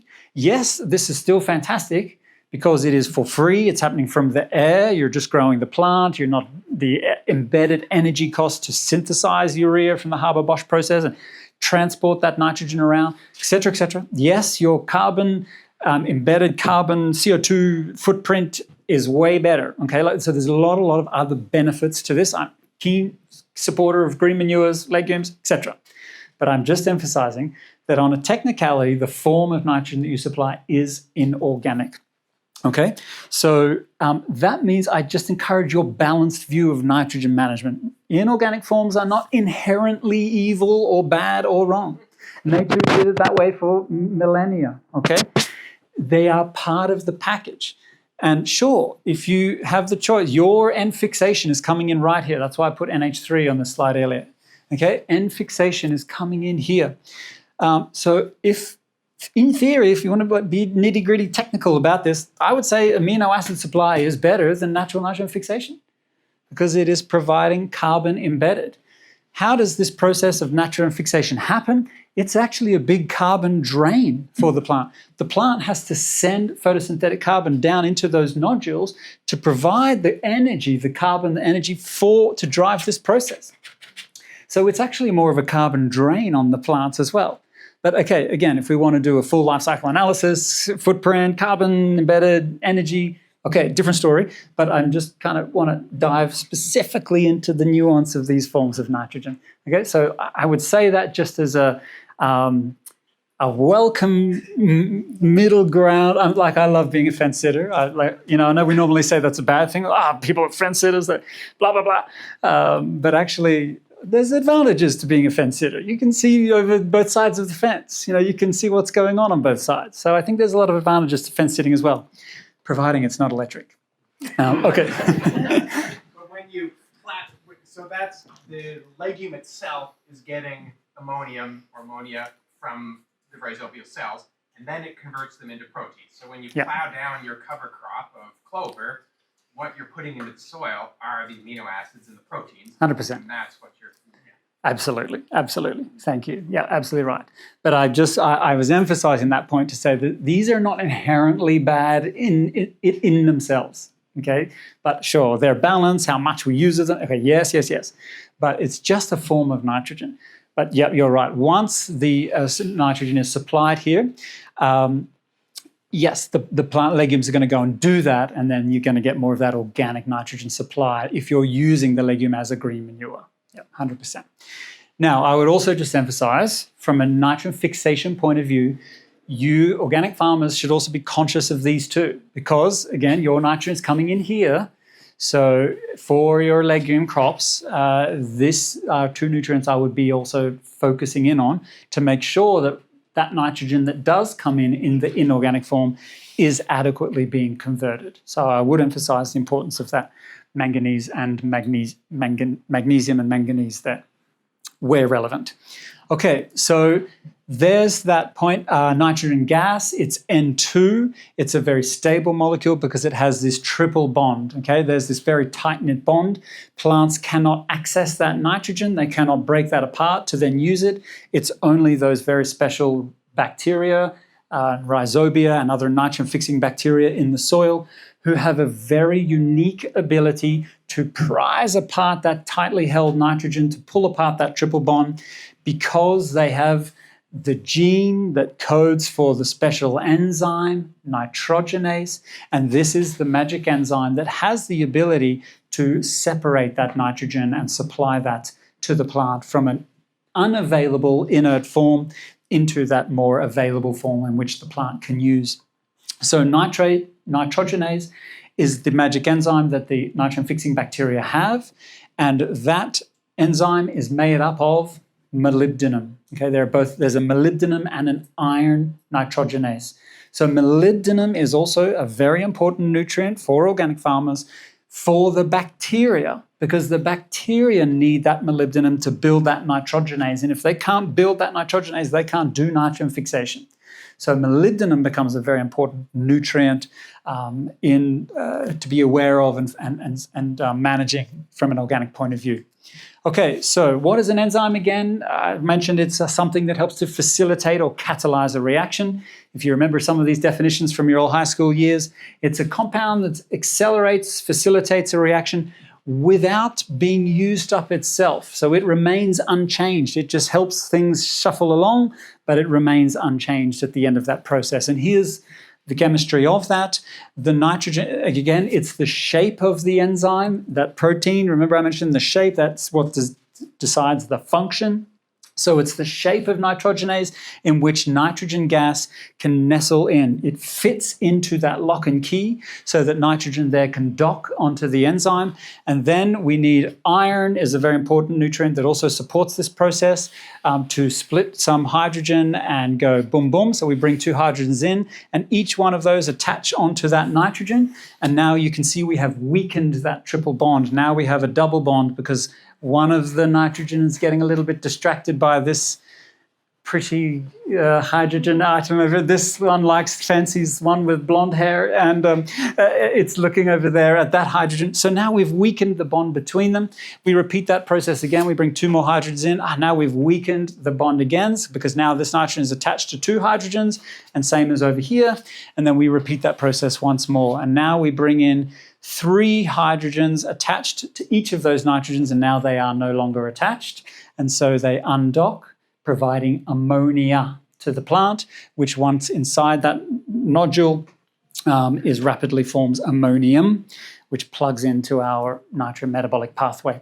Okay, so I share that just to point out that inorganic forms are perfectly normal and natural too. And for you folks, practically, I would be very conscious of things like moly to make sure you've got enough to make this enzyme. So in practice, using analytical techniques and being able to use moly, nickel, iron, it's very challenging from a soil test.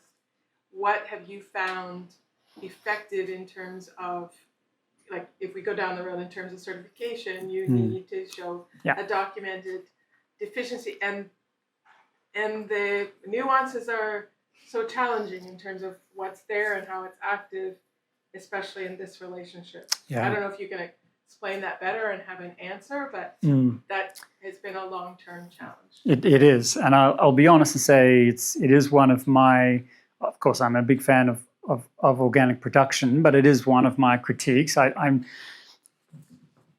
It is, and I get that we have to do this, that we can't just have the freedom to apply synthetic things and unregulated, uncontrolled, but my one criticism would be that in some instances, and okay, let's use this example. Let's pretend that molybdenum was actually a bit higher, but it was just here.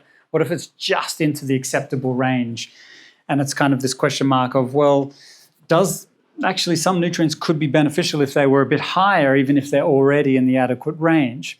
And so under the organic rules, okay, if it's not actually deficient, you can't then get a derogation to apply that. And I struggle with but I get why we do it. But the reality of, well, if you saw this really high nitrates and, molybdenum was only just okay, but you had a really high nitrate issue, it's about balance.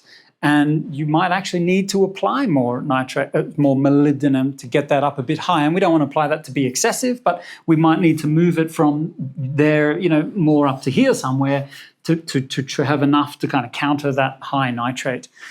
So it is one of the challenges, I'll admit, under organic production. But if those are the rules that they are, for me, it emphasizes the value of the importance of testing, because you definitely want to know which of those you actually have the evidence for that you're actually lacking in, and definitely address those. I think it adds to the value and importance of plant testing for that reason. But I guess then I would say potentially there are naturally occurring sources of some of those minerals that you'd have to try and explore those avenues that don't have that restriction on them. So is there moly found in other things? And sure, you'd find moly in a protein hydrolysate or a plant tea, some of those types of things. You'd have some in there already. So you'd have to kind of try and navigate down that pathway. I'm a certifier, so I'll say that our Canadian standard gives you the option of proving deficiency or pointing to published studies showing that a preventative application would be necessary. Okay, awesome. Get around to that. But Yeah. that would be very helpful to have in your protocols. Sure. Yeah. Okay, no, that's good to know. Yeah. Are there moly bioaccumulators by any chance? There- Other plants that you can Yes. compost and bring in or add to Exactly. compost? Yeah, because you could make like a plant tea or like a weed tea type thing.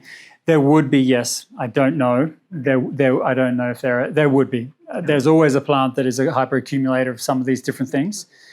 The only answer I would give to you is that generally legumes do have higher moly in them because they need that moly as part of this relationship, so they are a bit better accumulators of it. There's probably something else out there that is much more of a hyperaccumulator, but as a general rule, the moly requirements for legumes is higher, so they would naturally be absorbing some more. So potentially a legume tea might be useful enough there. Yeah. Okay. All right. So let's move on to talk a little bit of some below ground, and I want to touch quickly on some foliars and some of this foliar amino discussion. Before we get there, I'll just emphasize this point that is a little bit one of the questions earlier, that yes, excess nitrogen, so here we're just kind of wrapping up this N fixation process discussion. Yes, excess nitrogen in the soil is the main driver of suppressing nitrogen fixation. Okay, it is particularly nitrate as a signaling molecule that I mentioned. When legumes have that signal that there's lots of nitrogen in the soil, that is where they can detect that and they say, oh, I don't need to fix nitrogen. I don't need to take that photosynthetic energy and give it to the nodules, give it to the rhizobium, because I can sense in the soil around me enough nitrogen.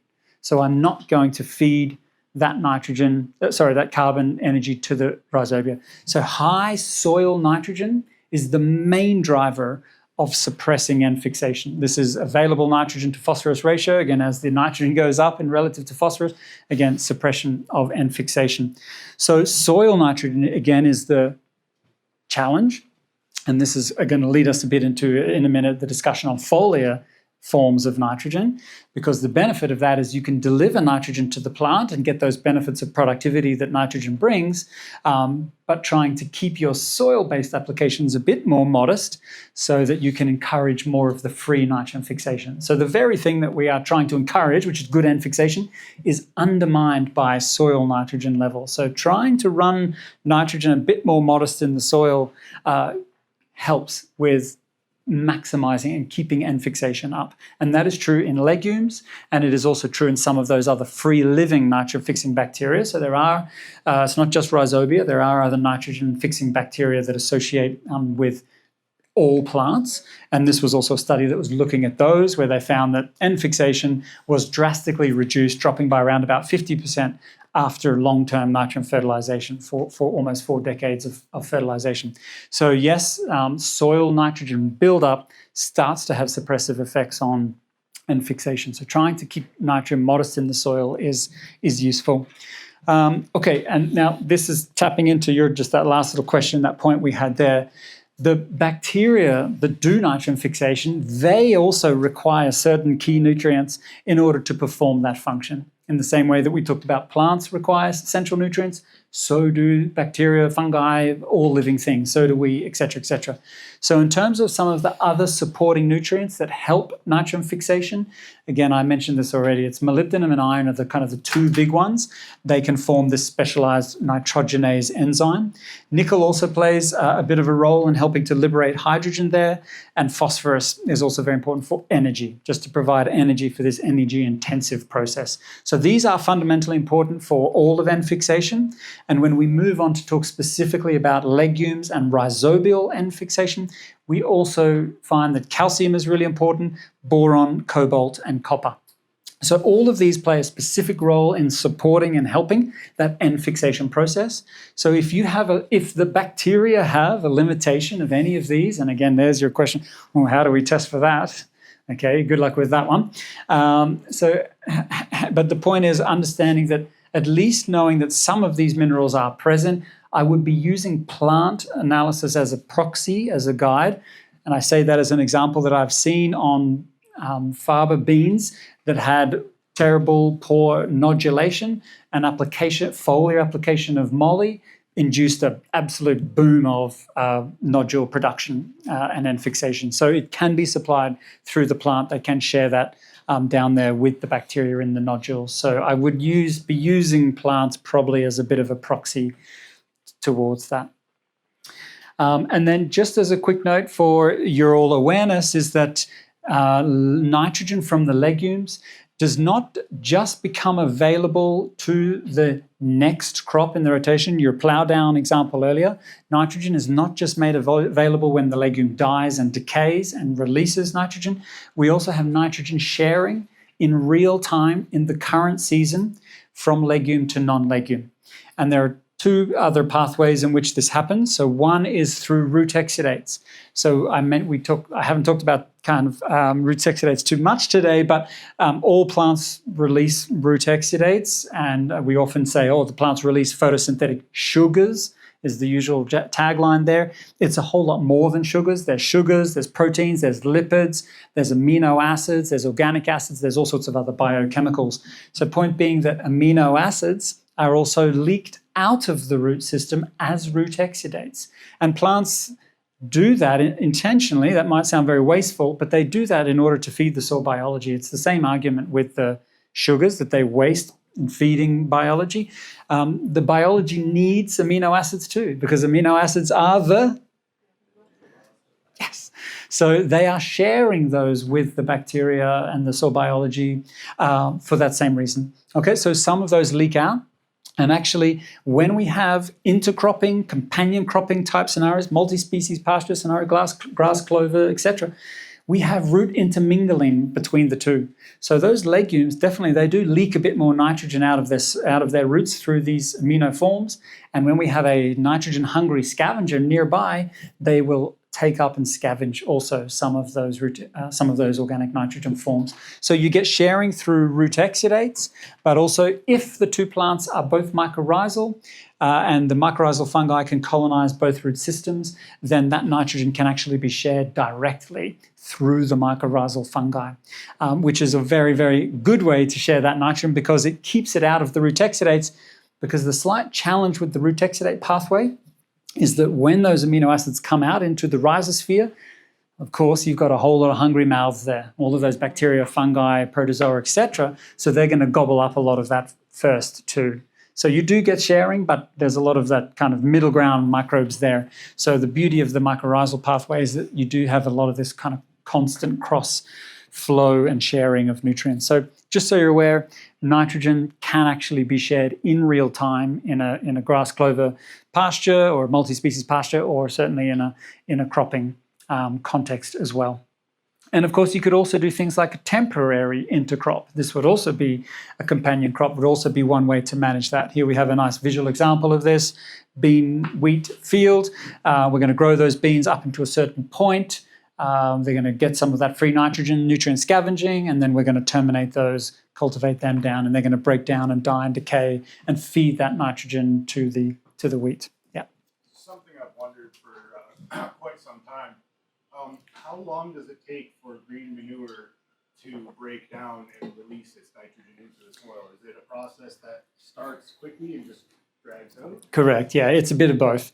So you would have at the point of termination like this, especially where you rupture the cells, they're going to start leaking, and so you're going to have a flush of some of all of the nutrients that are in the plant sap, some of those kind of metabolic compounds, the smaller functional things, they're going to leak out very, very quickly. You're going to have a quick flush of those. But in terms of then the actual decay and breakdown of the cellulose and the lignin, some of the other root matter, all of that, that's going to take a bit more time. So then you're talking more like a good couple of weeks for that kind of digestion. But again, the time frame there depends on the soil temperatures, the soil biological activity. So if it's cooler, slower. If it's warmer, it's going to be quicker. So you'd have a combination of both, though. Yeah. Okay, so the point I want to make there is that, and one other example, things like the clover understory is also a nice, really good example to have a legume component bringing some nitrogen in for the main cash crop. So living mulches, legume understory, those types of things. I just want to talk quickly on foliars, not in any great detail. It's just to introduce it because I want to share a nice study of foliar feeding amino acids comparing to urea. But with the caveat that I've alluded to that just here now, is that one of the big benefits of foliar feeding is that you can supply these forms of nitrogen directly into the plant and avoid a little bit of that competition of what's going down in the soil with all of the biology, who are those hungry mouths that are down there, but also some of the soil-based interactions, the soil chemistry in which things can lock up and interact and tie up, etc. So by bypassing the soil, you can supply nutrition particularly directly into the plant. And the good example of this is amino acids, and that's why I emphasize this little section, is just to say that if you put amino acids down into the soil, which don't get me wrong, you can do, and it's very beneficial to put some of those protein hydrolysates or anything high in organic nitrogen down into the soil, it feeds the soil biology, and it's a great way to drive soil biology, and that's all good. But the point I'm making there is that you've got those hungry mouths. So a lot of those guys are taking some of that, and that's good because they're growing their bodies, and maybe that's going to feed into the plant through the rhizophagy cycle. So again, it's not by any way that it's bad or wasted, but when we talk about some of these amino acid products on the market, fish hydrolysates, the squid one is another example, or other amino-based products that are plant-based, they can get a bit costly. They are not necessarily always the cheapest product out there, cheapest form of nitrogen. So they are more expensive per unit of nitrogen compared to the traditional conventional synthetic forms. But of course, they have that metabolic efficiency that balances that out. But the point I want to make is if you're going to spend money on those types of things, you really want to make sure that the plant gets them and sees them. And that's where I think foliar feeding of some of these amino forms is the preferred pathway. And I'm not saying don't do it in the soil or it's a waste of time. You're great, you're feeding the soil biology, and that's going to cycle back eventually. But in terms of bang for buck, if you're spending money, you want to make sure you get the best use of those types of inputs. So I would lean towards foliar feeding because you just guarantee that amino form that's metabolically efficient that we're trying to encourage, that it's actually going to get into the plant more effectively compared to potentially losing it through the soil. So I would lean towards the foliars for that reason. And I put this up just to say that if some of you might be skeptical of this idea of foliar feeding, but why do plants have roots? Why do they have old roots? Why do we need to waste time foliar feeding? Just to give you some examples, in nature, plants foliar feed themselves or take nutrients in through the leaves all the time. It's a very normal and natural phenomenon. Aquatic plants, ocean plants, kelp, they're soaking in all those minerals from the ocean through the leaf. That's why they can drive such biomass production. Believe it or not, even a dust storm, there's some great studies that show that dust deposition on the leaves, plants can make use of that, and they will release leaf exudates, organic acids, onto the leaf and solubilize nutrients out of the dust, particularly phosphorus is the big one that's been shown with this, and they will absorb that phosphorus through the leaf from the dust. Okay, so even dust is taken up through the leaf. Animal wastes, and of course, animal feces, animal urine, be that insects on the plant, be that big murmuration of birds flying over the pastures, or be that animal manure, animal urine, which of course is full of urea. That is going to land on the leaf, and that's going to be taken up through the leaf as well. And that's that point. There's your answer. Why is urea an organic nitrogen form? Yeah, it's got carbon in it. We have a urea cycle, plants do, animals. It is a compound that has carbon that engages with living things. So it is, I'm partial to urea. Okay, we can have those as a form of nitrogen itself. I think it's actually very good and very favorable. Okay, you can have the debate about it's artificially produced and the energy cost and the sustainability of that whole process of the high temperatures and pressure and energy to make the Haber-Bosch process to produce urea. Of course, we can have all of that conversation about the sustainability of that, and I totally support that. For sure, I understand where we're coming from, trying to minimize the use of these high-end embedded energy forms of nitrogen. Totally support that. But if I bring it back to the pure chemistry of the compound itself, it's a carbon-based form of nitrogen, and it is an organic form that is actually quite beneficial for plants. So yeah, urine, there's some cool studies that have looked at feeding urine to plants as well. I mean, I don't mind admitting, but you know, I take a wee in the back garden sometimes. Like my plants seem to love it. Like it's okay. It is full of nutrients, and yeah, it's got urea in there, and like it's a normal thing. Okay, like livestock have been doing it all over the prairies forever. Like it's how it goes. It's all good. So it in itself, I don't have a problem with urea. But okay, in terms of the manufacture and energy, etc. Okay, that's a different discussion. Okay, and lastly, even fog has been demonstrated to supply ammonia gas. This was a study from the Redwoods over in California. They demonstrated that they actually even breathe in ammonia gas, the greenhouse gas that we were trying to minimize the loss of, we talked about earlier, but plants can also take that back in and fix that through that metabolic pathway for growth. So just some examples to point out that foliars is a bit of a natural thing too.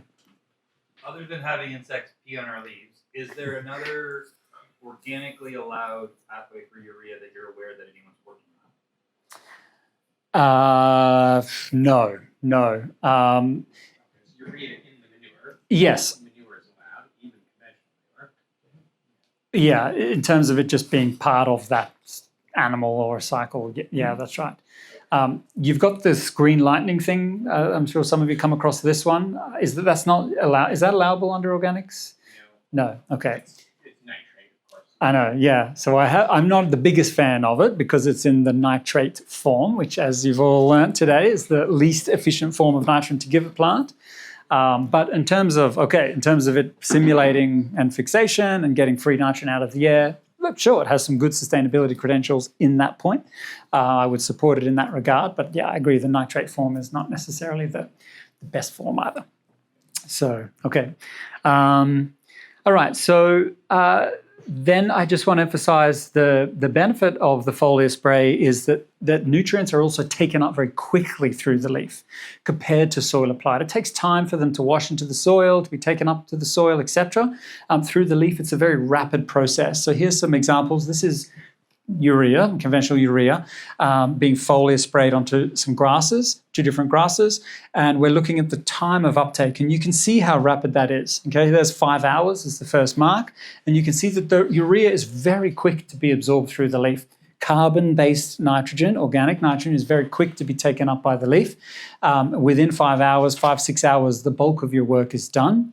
This study over here was looking at applying this amino acid here, glutamate. It's the triangle one, and you can see how quickly that is. Boom. Okay, it's literally within an hour, 2 hours, within a few hours, you have got that nutrient into the plant. And this is the benefit of the foliar feeding, is that it's rapid. uptake. So if you've got a sap analysis or tissue analysis and you can see I've got a moly deficiency or boron, you can address that. The quickest way is going to be through a foliar spray because it is very rapidly taken up by the leaves. And the fastest form of nitrogen to be taken up by the leaves is amino acids, followed by urea, followed by ammonium, followed by nitrate.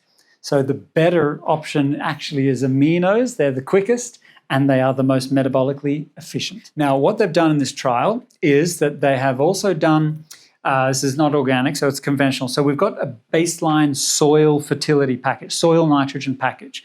Okay, so you've got kind of low rates of nitrogen as a base, soil base, 145 pounds. You guys are more pounds per acre, yeah, or kgs per hectare. I mean, they're roughly the same, kgs per hectare and pounds per acre, about the same.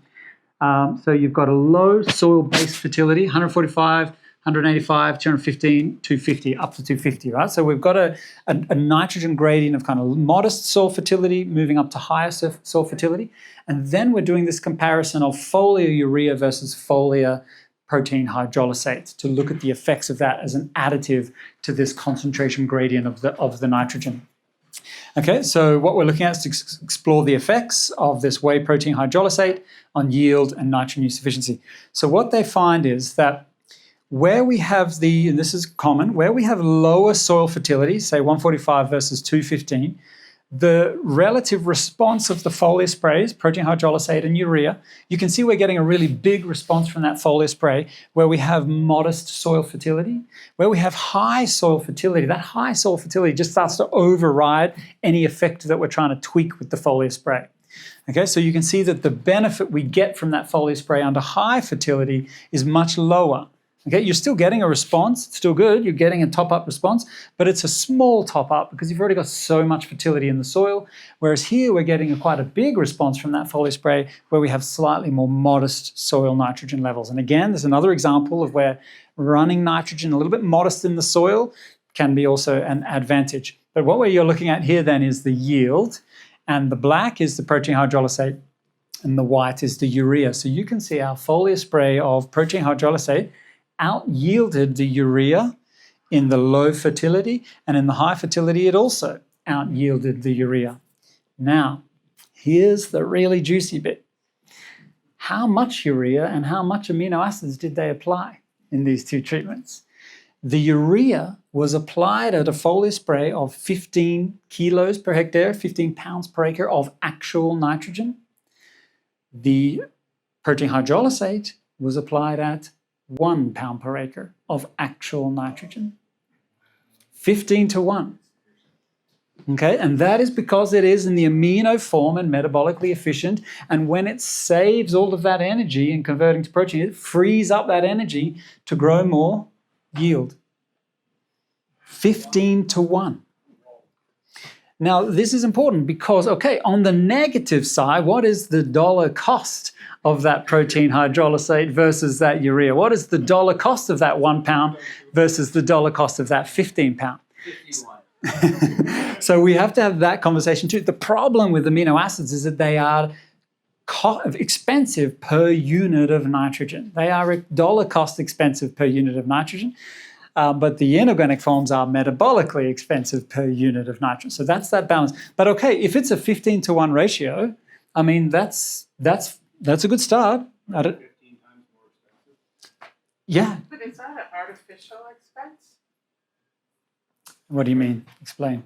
Well, is it just because of the supply and demand dynamics? Oh, sure. We're not yeah. taking everything into account? Or... Oh, sure. Yeah, the economic model in which we operate, yeah, which has all sorts of ridiculous flaws in it. Yep.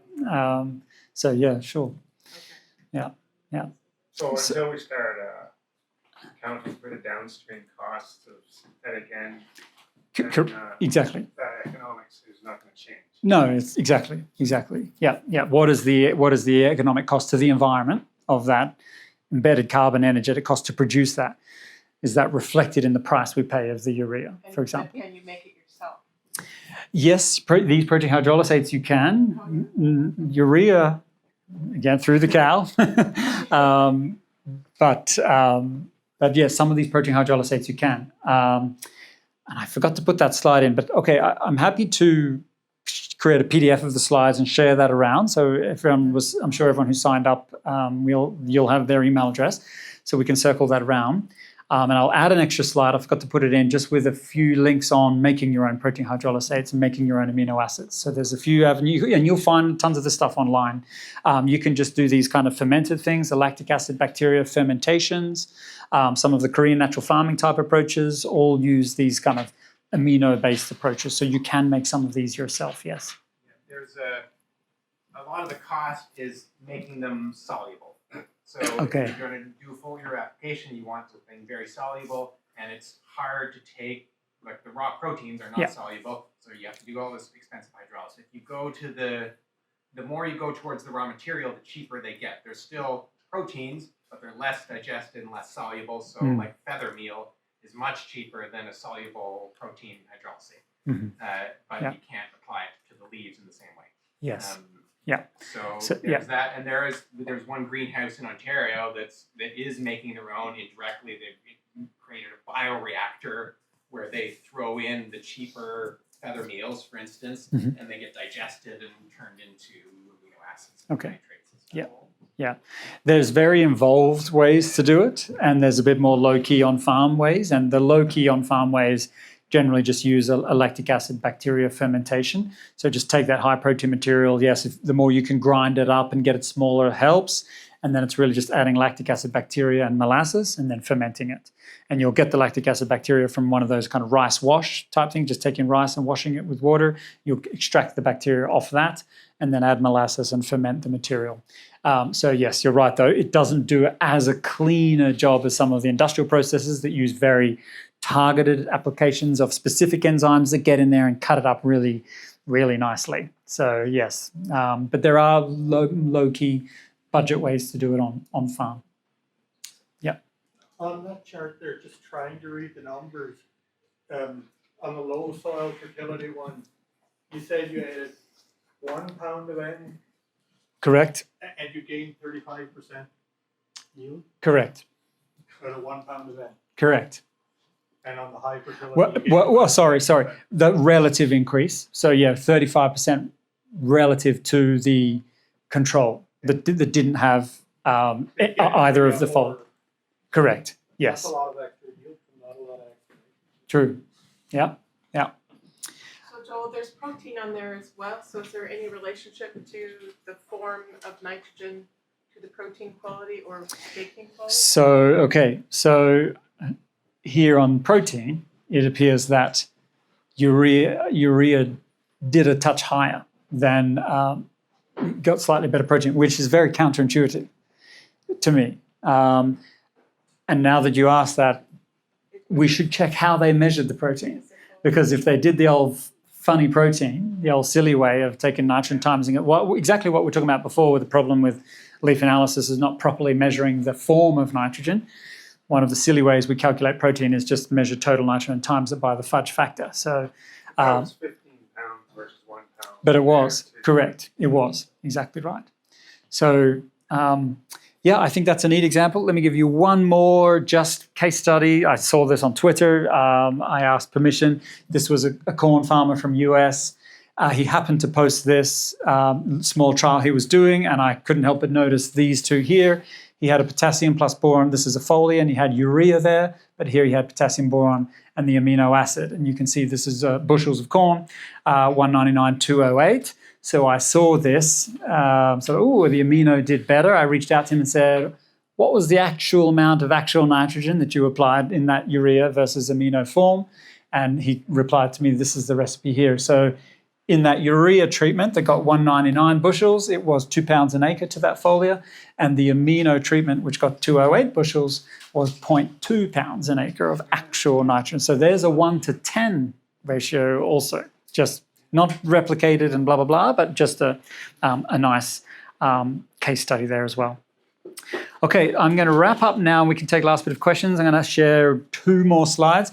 Just as a foliar, here's a kind of just a guideline suggestion on like a base thing you could go away and experiment with. From an organic point of view, I would look at aminos and proteins. I think some of the aminos I would follow label rates. Some of them are more concentrated than others, so I would kind of stick to label rates there. But if you're making one of these DIY type protein hydrolysates, anywhere from kind of 5 to 10 litres per hectare. Trace elements, I would also include, obviously you'll need the evidence of deficiency as we kind of talked about, but the reason, of course, I'm suggesting to put those trace minerals in there with that aminos is just that general point that there's a lot of trace elements that work with nitrogen. Moly, iron, nickel, manganese, boron, zinc, copper. There's a lot of trace elements that are important in nitrogen metabolism. So they are, I think, as a general rule, important one to keep an eye on. You could add a bit of extra carbon there, something like molasses. It's a bit of a wetter sticker, it helps. Some of those other carbon sources, fulvic humic acids, seaweeds, some of those types of things. Do the amino acids help in the chelating process of actually getting the minerals into the plant instead of sitting on top? They sure do. Amino acids are 2 things. They are an organic form of nitrogen, organic because it has carbon embedded, and therefore they are also a carbon source, which makes them great chelating agents. And so any additional nutrients you put with the aminos, those aminos are going to chelate those traces and other nutrients and help them get into the plant. So aminos are also carbon sources and they are organic nitrogen sources. So they do both of those things. That's part of their advantage.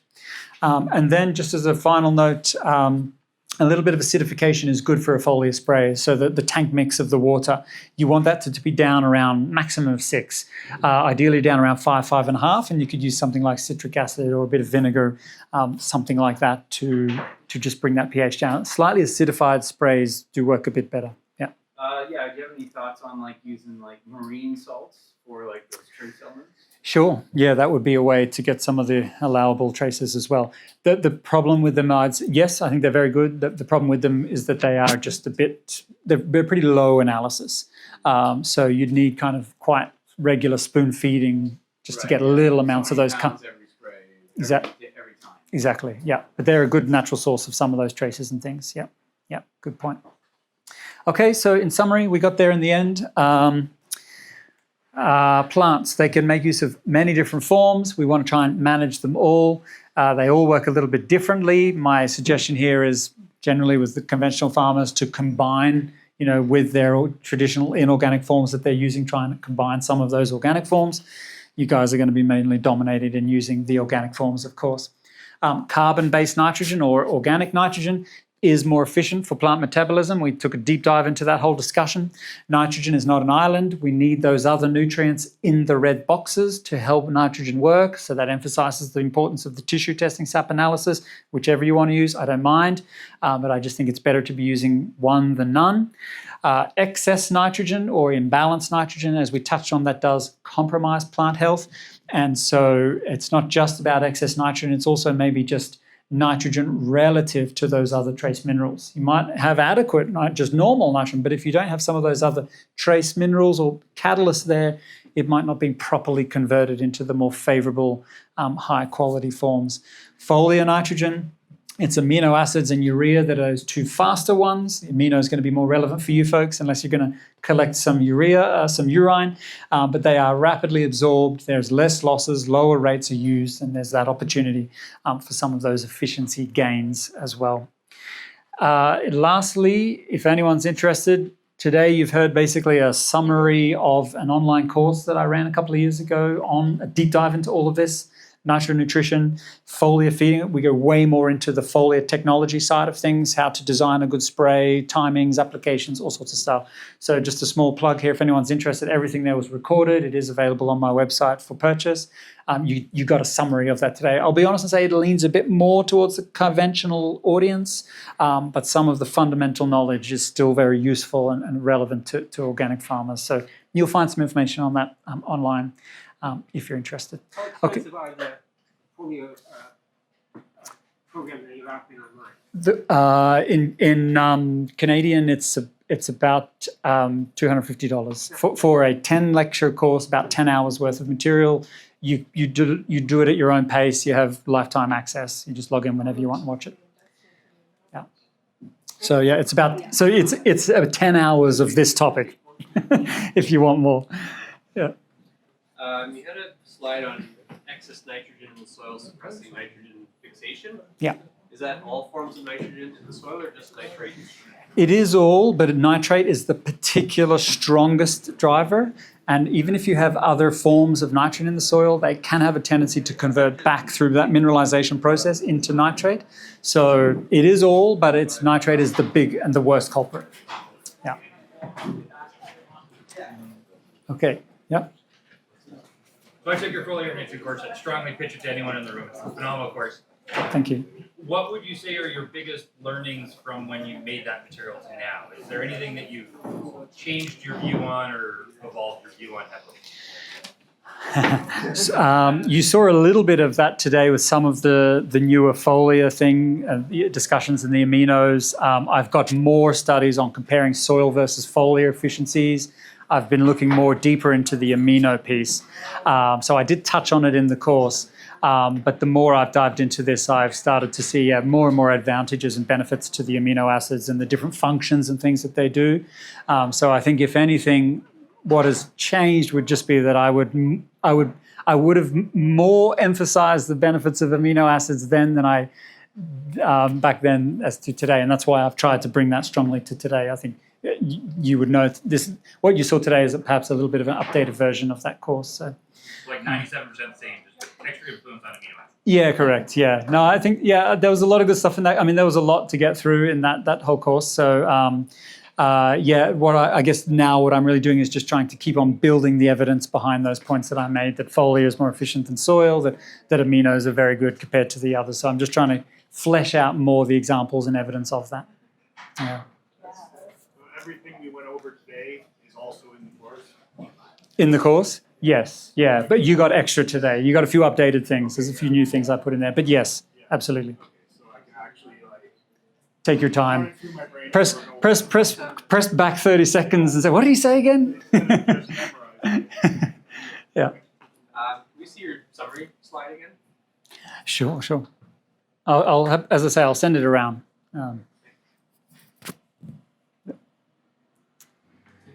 Okay. Thank you very much, everyone.